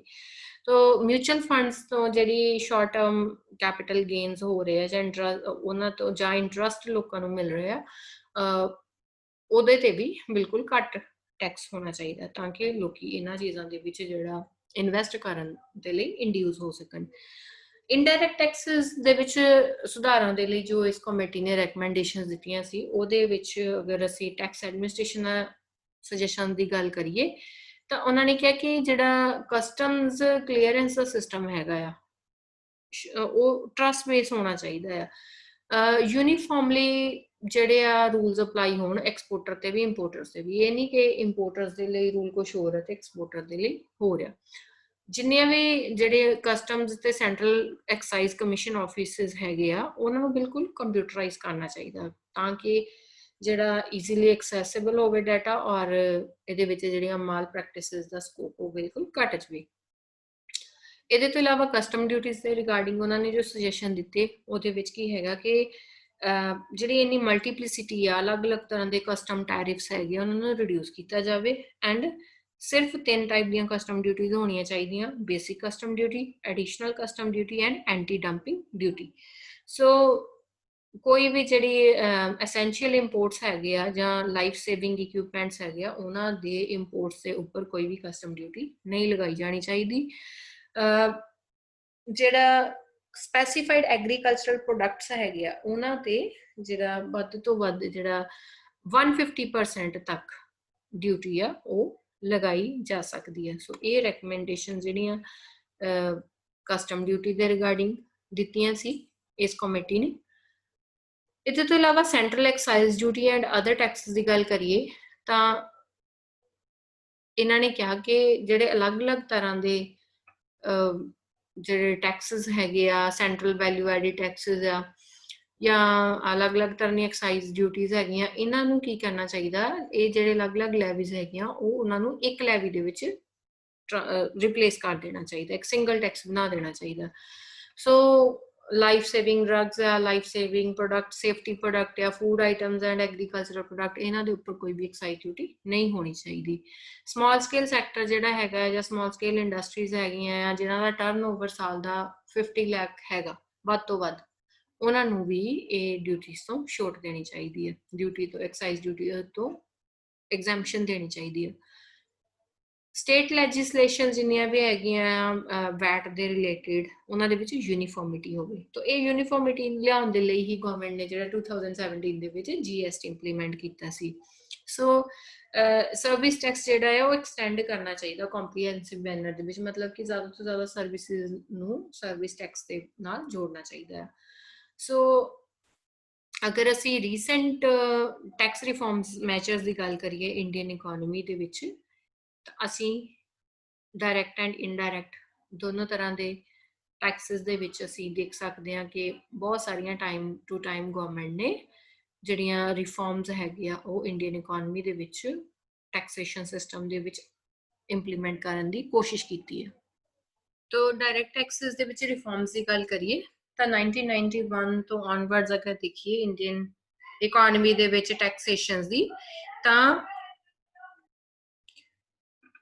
ਇੱਥੇ ਪਰਸਨਲ ਇਨਕਮ ਦੀ ਗੱਲ ਕਰੀਏ 2.5 ਲੱਖ ਤੱਕ ਦੀ ਇਨਕਮ ਨੂੰ ਐਗਜ਼ੈਂਪਟ ਕੀਤਾ ਗਿਆ। ਸੀਨੀਅਰ ਸਿਟੀਜ਼ਨਸ ਦੇ ਲਈ 3 ਲੱਖ ਤੇ ਵੈਰੀ ਸੀਨੀਅਰ ਸਿਟੀਜ਼ਨ ਜਿਨ੍ਹਾਂ ਦੀ ਏਜ 80 ਇਅਰਸ ਜਾਂ ਅਬਵ ਹੈਗੀ ਆ ਉਹਨਾਂ ਦੇ ਲਈ ਇਹ ਇਨਕਮ ਟੈਕਸ ਤੋਂ ਐਨੂਅਲ ਇਨਕਮ ਦੇ ਉੱਪਰ ਐਗਜ਼ੈਂਪਸ਼ਨ ਜੋ ਆ 5 ਲੱਖ ਤੱਕ ਦੀ ਇਨਕਮ ਤੇ ਆ। 2011-12 ਦੇ ਵਿੱਚ ਜਿਹੜੀ ਇਹ senior citizens the eligibility of age ਹੈਗੀ ਆ ਉਹ 65 ਤੋਂ ਰਿਡਿਊਸ ਕਰਕੇ 60 ਇਅਰਸ ਕਰ ਦਿੱਤੀ ਗਈ। ਪਰਸਨਲ ਇਨਕਮ ਟੈਕਸ ਦੀਆਂ ਅਗਰ ਅਸੀਂ ਇੱਥੇ ਸਲੈਬਸ ਦੀ ਗੱਲ ਕਰੀਏ ਤੇ 2.5 ਲੱਖ ਤੋਂ 5 ਲੱਖ ਤੱਕ ਦੀ ਇਨਕਮ ਤੇ 5% ਇਨਕਮ ਟੈਕਸ ਹੈ। 5 ਲੱਖ ਤੋਂ 10 ਲੱਖ ਦੀ ਇਨਕਮ ਤੇ 20% ਐਂਡ ਅਬਵ 10 ਲੱਖ ਜਿੰਨੀ ਵੀ ਇਨਕਮ ਹੈ that will be taxed at the rate of 30%। तो presently ਦੇਖ ਸਕਦੇ ਹਾਂ ਤਿੰਨ ਸਲੈਬਸ ਹਨ 5%, 20% ਐਂਡ 30%। तो ਸਟੈਂਡਰਡ ਡਿਡਕਸ਼ਨ ਜਿਹੜੀ 50,000 ਦੀ ਹੈ ਉਹ ਸੈਲਰੀਡ ਪਰਸਨਸ ਦੇ ਲਈ ਇਹਦੇ ਵਿੱਚ allowed C. So tax credit of 12,500 has been provided to every person whose total income is up to rupees 5 lakh। और 10% surcharge impose ਕੀਤਾ ਜਾਂਦਾ ਹੈ ਕੰਪਨੀਜ਼ ਤੋਂ ਇਲਾਵਾ ਪਰਸਨਲ ਇੰਡੀਵਿਜੂਅਲਸ ਦੇ ਉੱਪਰ ਜਿਨ੍ਹਾਂ ਦੀ ਟੈਕਸੇਬਲ ਇਨਕਮ ਜਿਹੜੀ 50 ਲੱਖ ਤੋਂ ਅਬਵ ਆ ਔਰ 1 ਕਰੋੜ ਤੱਕ ਆ। 50 ਲੱਖ to 1 ਕਰੋੜ ਤੱਕ ਜਿਨ੍ਹਾਂ ਦੀ ਟੈਕਸੇਬਲ ਇਨਕਮ ਹੈਗੀ ਆ ਉਹਨਾਂ ਤੇ 10% ਜਿਹੜਾ ਹੈ ਸਰਚਾਰਜ ਵੀ ਇੰਪੋਜ਼ ਕੀਤਾ ਜਾਂਦਾ। ਇਸ ਤੋਂ ਇਲਾਵਾ ਜਿਹੜੇ ਸੁਪਰ ਰਿਚ ਪਰਸਨ ਹੈ ਜਿਨ੍ਹਾਂ ਦੀ ਟੈਕਸੇਬਲ ਇਨਕਮ 1 ਕਰੋੜ ਤੋਂ ਵੱਧ ਹੈ ਐਨੂਅਲ, ਉਹਨਾਂ ਤੇ ਫਿਰ ਇਹ ਸਰਚਾਰਜ ਜਿਹੜਾ 15% ਲਗਾਇਆ ਜਾਂਦਾ ਹੈ। ਸੋ ਇਹਦੇ ਤੋਂ ਇਲਾਵਾ ਡੋਮੈਸਟਿਕ ਕੰਪਨੀਜ਼ ਐਂਡ ਫਰਮਸ ਦੀ ਗੱਲ ਕਰੀਏ ਤਾਂ ਕਾਰਪੋਰੇਟ ਟੈਕਸ ਜਿਹੜਾ ਹੈਗਾ ਆ ਉਹ 35% ਤੋਂ ਰਿਡਿਊਸ ਕਰਕੇ 30% ਕਰ ਦਿੱਤਾ ਗਿਆ। ਤੋ ਜਿਨ੍ਹਾਂ ਦਾ ਟਰਨ ਓਵਰ ਜਿਹੜਾ ਹੈਗਾ ਆ 250 ਕਰੋੜ ਤੱਕ ਹੈਗਾ ਆ ਉਹਨਾਂ ਦੇ ਲਈ ਇਹ ਟੈਕਸ ਜਿਹੜਾ ਆ ਉਹ 25% ਤੱਕ ਕਰ ਦਿੱਤਾ ਗਿਆ। ਸੋ 7% ਸਰਚਾਰਜ ਵੀ ਜਿਹੜਾ ਹੈਗਾ ਆ ਉਹ ਟੋਟਲ ਇਨਕਮ ਜਿੰਨੀ ਵੀ ਐਕਸੀਡ ਕਰਦੀ ਆ 1 ਕਰੋੜ ਤੋਂ ਪਰ 10 ਕਰੋੜ ਤੋਂ ਉੱਪਰ ਨਹੀਂ, ਉਹਨਾਂ ਦੇ ਲਈ ਇਹ ਜਿਹੜਾ ਟੈਕਸ ਹੈਗਾ ਸਰਚਾਰਜ ਹੈਗਾ ਆ ਉਹ 7% ਜਿਹੜਾ ਉਹ ਰੱਖਿਆ ਜਾਂਦਾ ਹੈ। ਸੋ ਇਹਦੇ ਤੋਂ ਇਲਾਵਾ ਅਗਰ ਗੱਲ ਕਰੀਏ ਨਿਊ ਇੰਡਸਟਰੀਅਲ ਯੂਨਿਟਸ ਐਸਟੈਬਲਿਸ਼ ਜਿਹੜੀਆਂ ਹੋਈਆਂ ਉਹਨਾਂ ਦੇ ਇੰਡਸਟਰੀਅਲ ਬੈਕਵਰਡ ਏਰੀਆਜ਼ ਦੇ ਵਿੱਚ ਉਹਨਾਂ ਨੂੰ ਟੈਕਸ ਤੋਂ ਪਹਿਲੇ 10 ਇਅਰਸ ਤੱਕ ਐਗਜ਼ੈਂਪਟ ਕੀਤਾ ਗਿਆ। ਸਪੋਜ਼ ਕੋਈ ਬੈਕਵਰਡ ਏਰੀਆ ਜਾਂ ਬੈਕਵਰਡ ਡਿਸਟ੍ਰਿਕਟ ਦੇ ਵਿੱਚ ਕੋਈ ਨਵੀਂ ਇੰਡਸਟਰੀਅਲ ਯੂਨਿਟ ਓਪਨ ਹੋਈ ਆ ਤਾਂ ਓਪਨ ਹੋਣ ਤੋਂ 10 ਇਅਰ ਤੱਕ ਉਹਨਾਂ ਤੇ ਕੋਈ ਵੀ ਟੈਕਸ ਜਿਹੜਾ ਇੰਪੋਜ਼ ਨਹੀਂ ਕੀਤਾ ਜਾਊਗਾ, ਇਹ ਉਹਨਾਂ ਨੂੰ ਐਗਜ਼ੈਂਪਟ ਕੀਤਾ ਜਾਂਦਾ।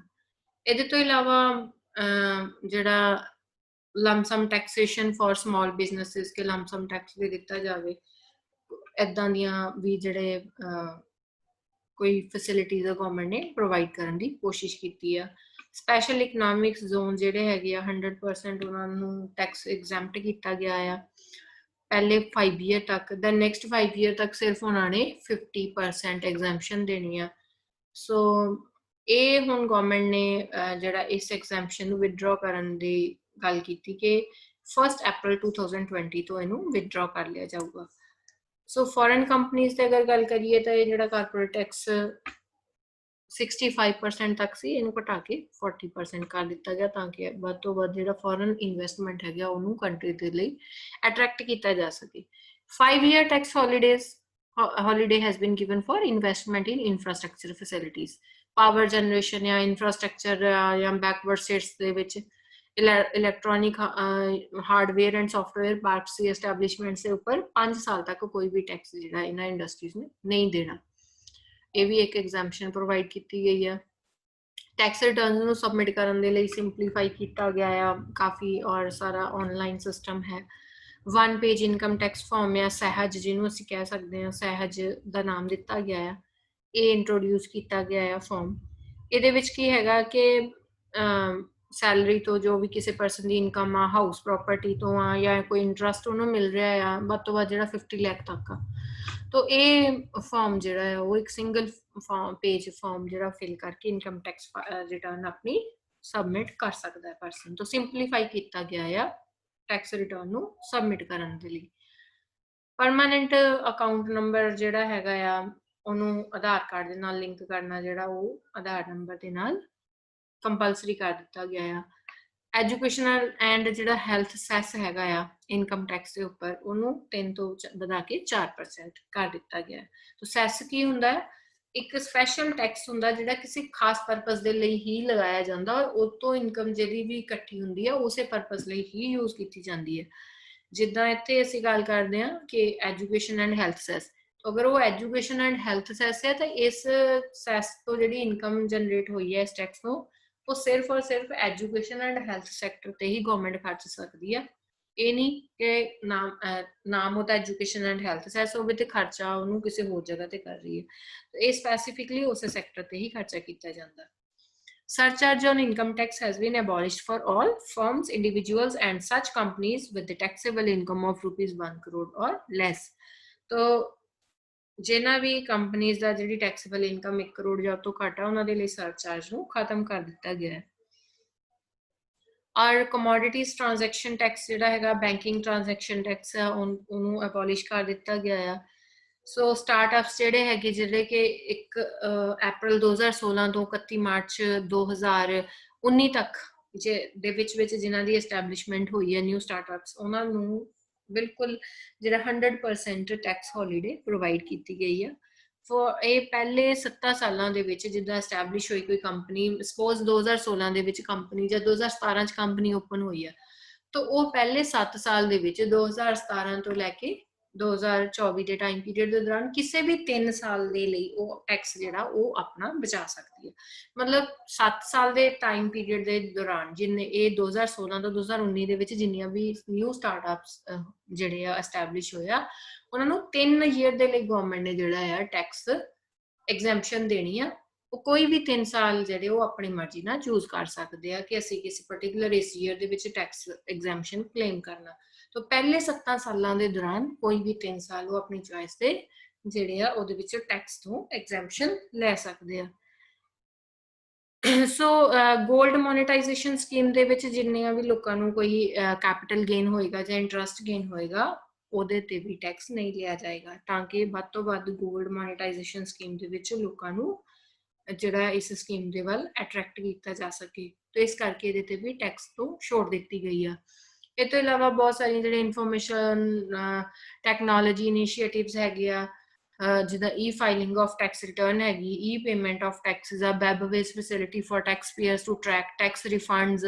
ਸੋ ਇਦਾਂ ਦੀਆਂ ਚੀਜ਼ਾਂ ਨੂੰ ਜਿਹੜਾ ਸੈਟਅਪ ਇਹਦਾ ਬਣਾਉਣ ਦੀ ਕੋਸ਼ਿਸ਼ ਕੀਤੀ ਗਈ ਹੈ ਔਰ ਇਹਦੇ ਵਾਸਤੇ ਜਿਹੜਾ ਇੱਕ ਸੈਂਟਰਲਾਈਜ਼ਡ ਪ੍ਰੋਸੈਸਿੰਗ ਸੈਂਟਰ ਹੈਗਾ ਇਨਕਮ ਟੈਕਸ ਰਿਟਰਨਸ ਦਾ ਉਹ ਬੈਂਗਲੁਰੂ ਦੇ ਵਿੱਚ ਐਸਟੈਬਲਿਸ਼ ਕੀਤਾ ਗਿਆ ਉਤੋਂ ਇਹ ਪੂਰੀ ਕੰਟਰੀ ਦਾ ਜਿਹੜਾ ਇਹ ਸਾਰਾ ਸਿਸਟਮ ਹੈਗਾ ਉਹ ਮੈਨੇਜ ਕੀਤਾ ਜਾਂਦਾ ਹੈ तो अगर तुसी कदे ध्यान दिता होवे पैन कार्ड बनाइए तो वो जिथों बन के आउंदा एड्रैस ਉਹਦੇ ਤੇ ਕਿੱਥੇ ਦਾ ਹੁੰਦਾ ਬੈਂਗਲੁਰੂ ਦਾ तो ਬੈਂਗਲੁਰੂ ਤੋਂ ਇਹ ਜਿਹੜੇ ਇਸ਼ੂ ਹੁੰਦੇ ਆ ਔਰ ਸਾਰਾ ਜਿੰਨਾ ਵੀ ਇਨਕਮ ਟੈਕਸ ਦਾ ਕੰਮ ਹੈਗਾ ਇਹਨਾਂ ਦਾ ਜਿਹੜਾ ਇੱਕ ਸੈਂਟਰਲ ਪ੍ਰੋਸੈਸਿੰਗ ਸੈਂਟਰ ਹੀ ਬੈਂਗਲੁਰੂ ਦੇ ਵਿੱਚ ਬਣਾਇਆ ਗਿਆ ਸੇਵਿੰਗ ਬੈਂਕ ਅਕਾਊਂਟਸ ਦੀ ਅਗਰ ਗੱਲ ਕਰੀਏ ਤਾਂ जिन्ना इन्हां ते अगर इंटरस्ट की गल करिए 10,000 तक इंडिविजुअल जिहड़ा एक टैक्स पेयर हैगा 10,000 तक इंटरस्ट उन्होंने अगर मिल रहा सेविंग बैंक अकाउंट के उपर ਉੱਤੇ ਕੋਈ ਟੈਕਸ ਨਹੀਂ ਲੱਗੇਗਾ। ਸੀਨੀਅਰ ਸਿਟੀਜ਼ਨਸ ਦੇ ਲਈ ਇਹ ਇੰਟਰਸਟ ਇਨਕਮ ਜਿਹੜੀ 50,000 ਤੱਕ ਰੱਖੀ ਗਈ ਆ, ਚਾਹੇ ਉਹ ਬੈਂਕਸ ਦੇ ਵਿੱਚ ਚਾਹੇ ਉਹ ਪੋਸਟ ਆਫਿਸਿਸ ਦੇ ਵਿੱਚ। ਤਾਂ ਟੈਕਸ ਇੰਟਰਸਟ ਅਗਰ 50,000 ਤੱਕ ਦਾ ਇੰਟਰਸਟ ਮਿਲ ਰਿਹਾ ਉਹਦੇ ਉੱਪਰ ਕੋਈ ਵੀ ਟੈਕਸ ਉਹਨਾਂ ਨੂੰ ਨਹੀਂ ਲੱਗੇਗਾ। ਕਿਉਂਕਿ ਇੰਡੀਵਿਜੂਅਲ ਦੇ ਲਈ ਸੇਵਿੰਗ ਅਕਾਊਂਟ ਤੇ 10,000 ਤੱਕ ਦੀ ਲਿਮਿਟ ਇੰਟਰਸਟ ਦੀ, ਔਰ ਸੀਨੀਅਰ ਸਿਟੀਜ਼ਨਸ ਦੇ ਲਈ 50,000 ਤੱਕ ਦੀ। ਇਹਦੇ ਤੇ ਕੋਈ ਵੀ ਟੈਕਸ ਜਿਹੜਾ ਹੈ ਇੰਟਰਸਟ ਇਨਕਮ ਦੇ ਉੱਪਰ ਨਹੀਂ ਲੱਗੇਗਾ। ਇਨਡਾਇਰੈਕਟ ਟੈਕਸਿਸ ਦੀ ਗੱਲ ਕਰੀਏ ਕਿ ਜੋ ਰੀਸੈਂਟ ਈਅਰਸ ਦੇ ਵਿੱਚ ਪਿਛਲੇ ਸਮੇਂ ਦੇ ਦੌਰਾਨ ਗਵਰਨਮੈਂਟ ਦੇ ਦੁਆਰਾ ਇੰਡੀਅਨ ਇਕਨੋਮੀ ਦੇ ਵਿੱਚ ਇੰਪਲੀਮੈਂਟੇਸ਼ਨ ਦੀ ਕੋਸ਼ਿਸ਼ ਕੀਤੀ ਗਈ, ਉਹਨਾਂ ਦੇ ਵਿੱਚ ਕਸਟਮ ਡਿਊਟੀ ਦੇ ਰਿਗਾਰਡਿੰਗ ਅਗਰ ਦੇਖੀਏ ਤਾਂ ਇੰਪੋਰਟ ਡਿਊਟੀਜ਼ ਨੂੰ ਲਗਾਤਾਰ ਘਟਾਉਣ ਦੀ ਜਿਹੜੀ ਹੌਲੀ ਹੌਲੀ ਕੋਸ਼ਿਸ਼ ਕੀਤੀ ਗਈ। ਇਸ ਤੋਂ ਇਲਾਵਾ ਇਨਵੈਸਟਮੈਂਟ ਨੂੰ ਪ੍ਰਮੋਟ ਕਰਨ ਦੇ ਲਈ ਜਿਹੜਾ ਕੈਪੀਟਲ, ਕੁਝ ਸਿਲੈਕਟਡ ਜਿਹੜੀਆਂ ਕੈਪੀਟਲ ਗੁੱਡਸ ਹੈਗੀਆਂ ਉਹਨਾਂ ਤੇ ਕਸਟਮ ਡਿਊਟੀ ਨੂੰ ਘਟਾਇਆ ਗਿਆ। ਇਸ ਤੋਂ ਇਲਾਵਾ ਰॉ ਮਟੀਰੀਅਲ ਆ ਜਾਂ ਮਸ਼ੀਨਰੀ ਵਗੈਰਾ ਹੈਗੀ ਹੈ, ਜਿਹੜੀ ਲੈਦਰ ਫੁੱਟਵੇਅਰ ਇੰਡਸਟਰੀਜ਼ ਆ ਜਾਂ ਸਪੋਰਟਸ ਟੈਕਸਟਾਈਲ ਇੰਡਸਟਰੀ ਹੈਗੀ ਆ, ਇਦਾਂ ਦੀਆਂ ਦੇ ਲਈ ਉਹਨਾਂ ਨੂੰ ਫੁੱਲੀ ਐਗਜ਼ੈਂਪਟ ਕੀਤਾ ਗਿਆ, ਕੋਈ ਕਸਟਮ ਡਿਊਟੀ ਨਹੀਂ ਲੱਗੇਗੀ। ਇੰਡਸਟਰੀਜ਼ ਜਿਹੜਾ ਇੰਡਸਟਰੀਜ਼ ਨੂੰ ਰॉ ਮਟੀਰੀਅਲ ਚਾਹੀਦਾ ਉਹਦੇ ਤੇ ਕਸਟਮ ਡਿਊਟੀ ਨੂੰ ਘਟਾ ਦਿੱਤਾ ਗਿਆ। ਇਹਦੇ ਤੋਂ ਇਲਾਵਾ ਕਸਟਮ ਡਿਊਟੀ ਜਿਹੜੀ ਕੈਪੀਟਲ ਗੁੱਡਸ ਤੇ ਰॉ ਮਟੀਰੀਅਲ ਤੇ ਹੈਗੀ ਹੈ, ਜਿਹੜੀ ਕਿ ਇਨਫੋਰਮੇਸ਼ਨ ਟੈਕਨੋਲੋਜੀ IT ਸੈਕਟਰ ਨੂੰ ਚਾਹੀਦੀ ਆ, ਉਹਨੂੰ ਉਹਦੇ ਤੇ ਵੀ ਰਿਮੂਵ ਕਰ ਦਿੱਤੀ ਗਈ ਹੈ ਕਸਟਮ ਡਿਊਟੀ। ਇਹਦੇ ਤੋਂ ਇਲਾਵਾ ਡ੍ਰਿਪ ਇਰੀਗੇਸ਼ਨ ਇਕਵਿਪਮੈਂਟਸ, ਜਿਨ੍ਹਾਂ ਨੂੰ ਕਿ ਮਾਡਰਨਾਈਜੇਸ਼ਨ ਆਫ ਐਗਰੀਕਲਚਰ ਦੇ ਲਈ ਜਿਹੜੇ ਇਕਵਿਪਮੈਂਟਸ ਯੂਜ਼ ਹੁੰਦੇ ਆ, ਜਾਂ ਫੂਡ ਐਂਡ ਐਗਰੀਕਲਚਰਲ ਮਸ਼ੀਨਰੀ ਆ, ਉਹਦੇ ਤੇ ਵੀ ਜਿਹੜੀ ਕਸਟਮ ਡਿਊਟੀ ਆ ਘਟਾ ਕੇ 5% ਕਰ ਦਿੱਤੀ ਗਈ ਆ।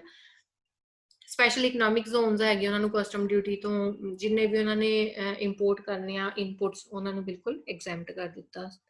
ਇਹਦੇ ਤੋਂ ਇਲਾਵਾ ਕੱਟ ਐਂਡ ਪੋਲਿਸ਼ ਡਾਇਮੰਡਸ ਹੈਗੇ ਆ, ਉਹਨਾਂ ਤੇ ਕਸਟਮ ਡਿਊਟੀ ਸੀਗੀ, ਉਹਨੂੰ ਵੀ ਰਿਮੂਵ ਕਰ ਦਿੱਤਾ ਗਿਆ। ਇਸ ਕਰਕੇ ਹੁਣ ਇਹਨਾਂ ਚੀਜ਼ਾਂ ਦੇ ਉੱਪਰ ਕੋਈ ਵੀ ਕਸਟਮ ਡਿਊਟੀ ਨਹੀਂ ਹੋਏਗੀ।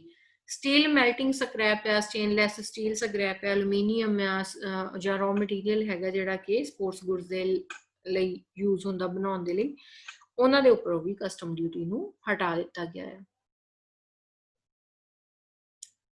ਗੋਲਡ ਬਾਰਸ, ਗੋਲਡ ਕੋਇਨ ਖਰੀਦਣੇ ਕਿਸੇ ਨੇ, ਜਾਂ ਲਗਜ਼ਰੀ ਕਾਰਸ ਹੈਗੀਆਂ, ਇਦਾਂ ਦੀਆਂ ਚੀਜ਼ਾਂ ਦੇ ਉੱਪਰ ਕਸਟਮ ਡਿਊਟੀ ਨੂੰ ਵਧਾ ਦਿੱਤਾ ਗਿਆ ਹੈ। ਤਾਂ ਗੋਲਡ ਦੇ ਇੰਪੋਰਟਸ ਨੂੰ ਕਰਬ ਕਰਨ ਦੇ ਲਈ, ਘਟਾਉਣ ਦੇ ਲਈ, ਕੰਟਰੋਲ ਕਰਨ ਦੇ ਲਈ, ਗੋਲਡ ਐਂਡ ਸਿਲਵਰ ਦੇ ਲਈ ਉਹਨਾਂ ਤੇ ਕਸਟਮ ਡਿਊਟੀ ਨੂੰ ਵਧਾ ਕੇ 10% ਕਰ ਦਿੱਤਾ ਗਿਆ ਅਗਸਤ 2013 ਦੇ ਵਿੱਚ।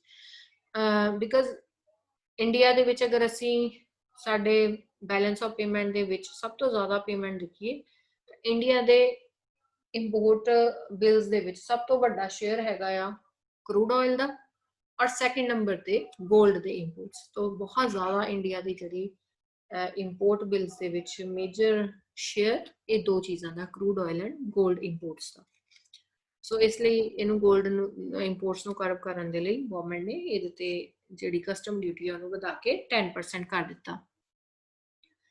ਇਸ ਤੋਂ ਇਲਾਵਾ supply of essential goods in the country, import duty on wheat, plus, soya products, ਇਹ ਸਾਰੀਆਂ ਤੇ ਵੀ ਜਿਹੜਾ ਆ, ਕਿਉਂਕਿ ਐਸੈਂਸ਼ੀਅਲ ਗੁੱਡਸ ਆ, ਇਹਨਾਂ ਤੋਂ ਵੀ ਕਸਟਮ ਡਿਊਟੀ ਨੂੰ ਰਿਮੂਵ ਕਰਤਾ। LCD, LED television, digital still camera, ਇਹਨਾਂ ਚੀਜ਼ਾਂ ਨੂੰ ਵੀ ਜਿਹੜਾ ਆ ਇਹਨਾਂ ਦੀ ਮੈਨੂਫੈਕਚਰਿੰਗ ਨੂੰ ਤੇ ਵੀ ਕਸਟਮ ਡਿਊਟੀ ਨੂੰ ਜਿਹੜਾ ਆ ਇਹ ਬਿਲਕੁਲ ਐਗਜ਼ੈਂਪਟ ਕਰ ਦਿੱਤਾ। Custom duty on crude petroleum is increased from 0 to 5%। तो ਕਰੂਡ ਪੈਟਰੋਲੀਅਮ ਦੇ ਉੱਪਰ ਕਸਟਮ ਡਿਊਟੀ ਨੂੰ ਵਧਾ ਕੇ 5% ਕਰ ਦਿੱਤਾ ਗਿਆ ਹੈ।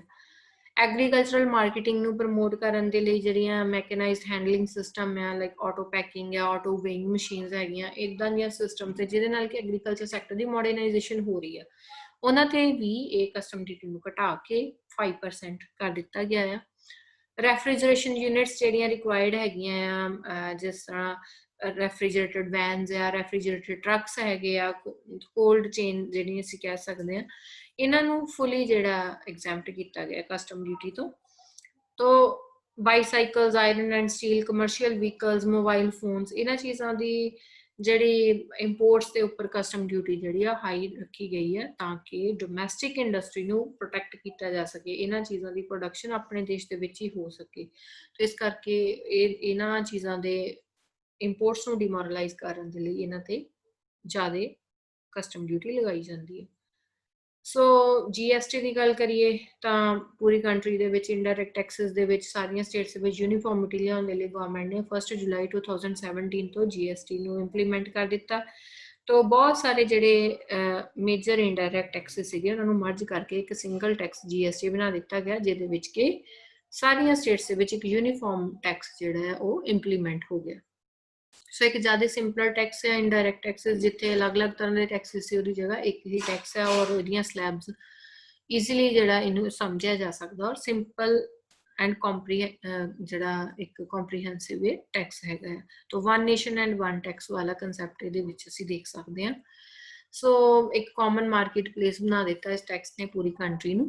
ਅਗਰ ਫੀਚਰਸ ਮੇਨ ਦੇਖੀਏ ਤੇ ਇਹਦੇ ਵਿੱਚ ਕੀ ਹੈਗਾ, ਸਾਰੀਆਂ ਗੁੱਡਸ ਐਂਡ ਸਰਵਿਸਿਜ਼ ਦੇ ਉੱਪਰ ਸਿਰਫ ਪੈਟਰੋਲੀਅਮ ਪ੍ਰੋਡਕਟਸ ਨੂੰ ਛੱਡ ਕੇ ਤੇ alcoholic liquor and for human consumption ਜਿਹੜੀ ਹੈ ਉਹਨੂੰ ਛੱਡ ਕੇ ਸਾਰੇ ਪ੍ਰੋਡਕਟਸ ਤੇ ਐਂਡ ਸਰਵਿਸਿਜ਼ ਦੇ ਉੱਪਰ GST ਇੰਪਲੀਮੈਂਟ ਹੁੰਦਾ ਹੈ। ਇਸ ਤੋਂ ਇਲਾਵਾ central excise duty, central sales tax, entertainment tax, service tax, state value added tax, octroi ਵਗੈਰਾ ਸਾਰੇ ਇਹਨਾਂ ਟੈਕਸਿਸ ਨੂੰ ਰਿਪਲੇਸ ਕਰਕੇ GST ਦੇ ਵਿੱਚ ਮਰਜ ਕਰ ਦਿੱਤਾ ਗਿਆ। ਮੇਨਲੀ 3 ਇਹਦੇ ਜਿਹੜੇ ਕੰਪੋਨੈਂਟ ਹੈਗੇ ਆ, ਅਗਰ ਕੰਪੋਜੀਸ਼ਨ ਦੀ ਗੱਲ ਕਰੀਏ ਅਸੀਂ ਇੱਥੇ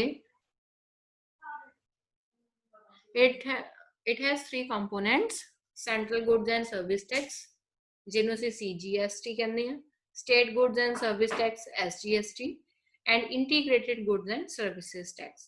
तो CGST ਦਾ ਮਤਲਬ ਸੈਂਟਰ ਦਾ ਜੋ ਸ਼ੇਅਰ ਹੈ ਸੈਂਟਰਲ GST, SGST ਦਾ ਮਤਲਬ ਜੋ ਸਟੇਟ ਨੂੰ ਸ਼ੇਅਰ ਜਾਂਦਾ ਹੈ GST ਦਾ, ਐਂਡ ਇਹ ਵਿਦਨ ਦੀ state and within the country ਇਹ ਟੈਕਸਸ ਜਿਹੜੇ ਹੈਗੇ ਆ। IGST ਜਿਹੜਾ integrated goods and services tax ਉਹ ਕਿਹਦੇ ਤੇ ਐਪਲੀਕੇਬਲ ਹੁੰਦਾ ਹੈ, interstate transaction and on imports of goods. तो अगर ते इंट्रास्टेट है तो SGST लगता है, स्टेट के विदन है। अगर इंटरस्टेट हो रहा या दूसरिया कंट्रीज तो इंपोर्ट होके आ रहा तो ਉਹਦੇ ਵਿੱਚ ਇਹ ਜਿਹੜਾ IGST ਇੰਪਲੀਮੈਂਟ ਹੁੰਦਾ। तो ਸੈਂਟਰਲ ਜਿਹੜਾ GST ਹੈਗਾ ਉਹ ਸੈਂਟਰ ਗਵਰਨਮੈਂਟ ਦੁਆਰਾ ਇਹਦਾ ਸ਼ੇਅਰ ਰੱਖਿਆ ਜਾਂਦਾ, ਸਟੇਟ GST ਸੈਂਟਰ ਗਵਰਨਮੈਂਟਸ ਨੂੰ ਮਿਲਦਾ ਆ, ਐਂਡ IGST ਦਾ ਜਿਹੜਾ ਸ਼ੇਅਰ ਹੈਗਾ ਆ ਉਹ both central and state governments share ਕਰਦੀਆਂ।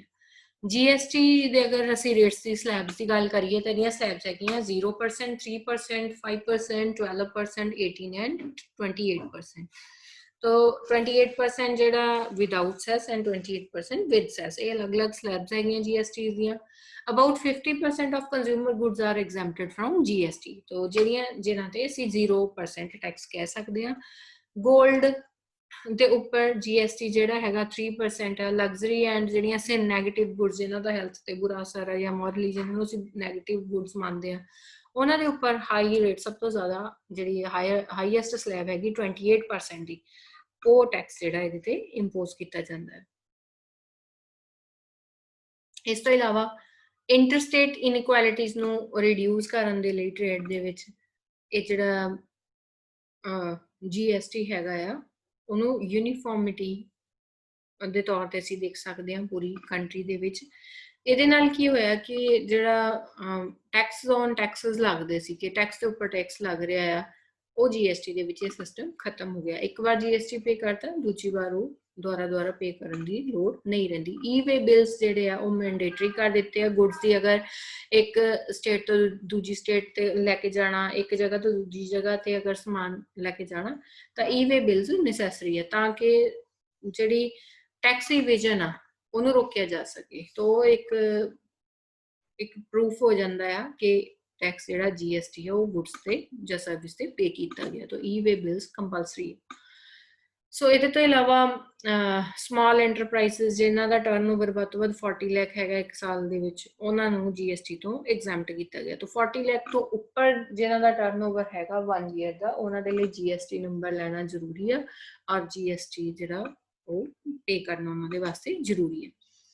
ਸੋ ਸਮਾਲ ਟ੍ਰੇਡਰਸ ਦੀ ਗੱਲ ਕਰੀਏ ਜਾਂ ਰੈਸਟੋਰੈਂਟਸ ਆ, ਮੈਨੂਫੈਕਚਰਰਸ ਹੈਗੇ ਆ ਜਿਨ੍ਹਾਂ ਦੀਆਂ ਸੇਲਸ 1.5 ਕਰੋੜ ਤੋਂ ਤੱਕ ਹੈਗੀਆਂ ਆ, ਉਹਨਾਂ ਨੂੰ ਕੰਪੋਜੀਸ਼ਨ ਸਕੀਮ ਦੇ ਅੰਡਰ ਜਿਹੜਾ ਆ ਉਹ ਕਵਰ ਕੀਤਾ ਗਿਆ ਆ। ਉਹ ਇਸ ਸਕੀਮ ਦਾ ਕੀ ਮਤਲਬ ਆ ਕਿ ਟ੍ਰੇਡਰਸ ਐਂਡ ਮੈਨੂਫੈਕਚਰਿੰਗ ਜਿਹੜੇ ਹੈਗੇ ਜਿਨ੍ਹਾਂ ਦੀ ਕਿ ਵੱਧ ਤੋਂ ਵੱਧ ਇਨਕਮ ਜਿਹੜੀ ਆ 1.5 ਕਰੋੜ ਤੱਕ ਦਾ ਟਰਨਓਵਰ ਆ ਉਹਨਾਂ ਦਾ ਇਸ ਸਰਵਿਸ ਸੈਕਟਰ ਦੇ ਅੰਡਰ, ਤੇ ਉਹਨਾਂ ਨੂੰ GST ਜਿਹੜਾ ਕੰਸੈਸ਼ਨਲ ਰੇਟ ਤੇ ਉਹਨਾਂ ਨੇ ਪੇ ਕਰਨਾ ਹੈ 1% ਤੇ and restaurants have to pay tax at the rate of 5% without claiming input tax credit in GST।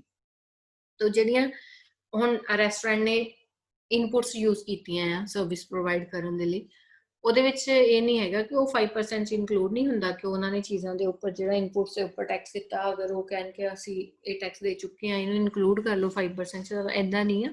ਇਹ 5% ਅਲੱਗ ਤੋਂ ਜਿਹੜਾ ਜਿਸ ਤਰ੍ਹਾਂ ਸਰਵਿਸ ਟੈਕਸ ਦਿੰਦੇ ਸੀ, ਉਸ ਤਰ੍ਹਾਂ ਹੀ ਇਹ 5% ਜਿਹੜਾ ਆ ਉਹ ਅਲੱਗ ਤੌਰ ਤੇ ਲੰਪਸਮ ਹੀ ਕੰਪੋਜੀਸ਼ਨ ਸਕੀਮ ਦੇ ਅੰਦਰ ਉਹ ਦੇ ਸਕਦੇ ਆ।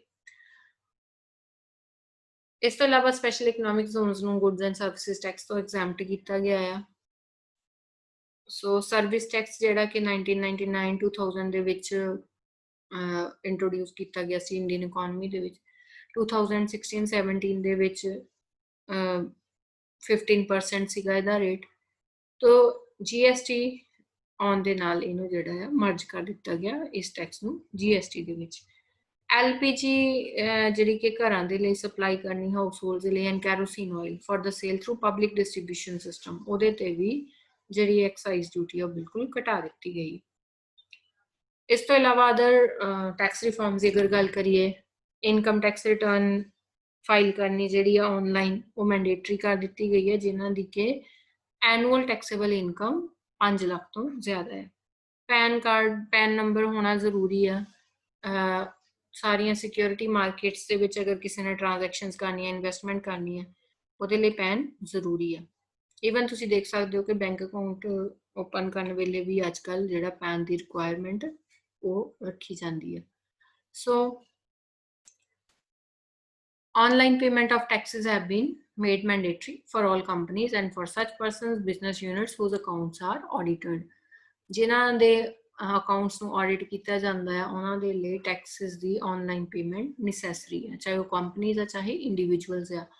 ਸੋ ਜਿਹੜੇ ਇਨਕਮ ਟੈਕਸ ਰਿਟਰਨ ਦੇ ਫਾਰਮ ਹੈਗੇ ਉਹਨਾਂ ਨੂੰ ਬਿਲਕੁਲ ਸਿੰਪਲੀਫਾਈ ਕਰਨ ਦੀ ਕੋਸ਼ਿਸ਼ ਕੀਤੀ ਗਈ ਹੈ।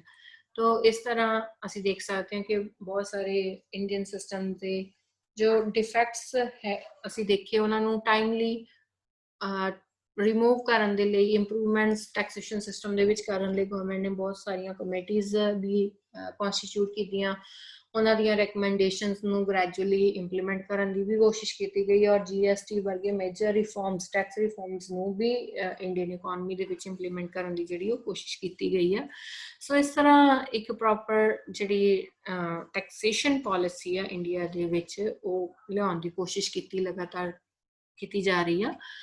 ਬਟ ਫਿਰ ਵੀ ਸਟਿਲ ਅਜੇ ਵੀ ਅਗਰ ਦੇਖੀਏ ਇੰਡੀਅਨ ਟੈਕਸੇਸ਼ਨ ਸਿਸਟਮ ਦੇ ਵਿੱਚ ਜਿਹੜਾ ਹੈ ਇੰਡੀਅਨ ਟੈਕਸੇਸ਼ਨ ਪਾਲਿਸੀ ਇਸ ਤਰ੍ਹਾਂ ਦੀ ਬਣਾਉਣ ਦੀ ਲੋੜ ਹੈ ਜਿਹਦੇ ਨਾਲ ਕਿ ਪ੍ਰਾਈਸ ਰਾਈਜ਼ ਜਿਹੜੇ ਹੋ ਰਹੇ ਆ ਉਹਨੂੰ ਰੋਕਣ ਦੇ ਵਿੱਚ ਹੈਲਪ ਮਿਲੇ, ਰਿਸੋਰਸਿਸ ਨੂੰ ਡਿਵੈਲਪਮੈਂਟ ਪਰਪਸਿਸ ਦੇ ਵੱਲ ਜਿਹੜਾ ਮੋਬਿਲਾਈਜ਼ ਕਰਨ ਦੇ ਵਿੱਚ ਹੈਲਪ ਮਿਲੇ, ਔਰ ਇੰਡਸਟਰੀਅਲਾਈਜੇਸ਼ਨ ਨੂੰ ਇਨਕਰੇਜਮੈਂਟ ਮਿਲੇ। ਇਸ ਤਰ੍ਹਾਂ ਦਾ ਟੈਕਸੇਸ਼ਨ ਸਿਸਟਮ, ਇਸ ਤਰ੍ਹਾਂ ਦੀ ਟੈਕਸੇਸ਼ਨ ਪਾਲਿਸੀ ਨੂੰ ਅਡਾਪਟ ਕਰਨ ਦੀ ਲੋੜ ਹੈਗੀ ਹੈ।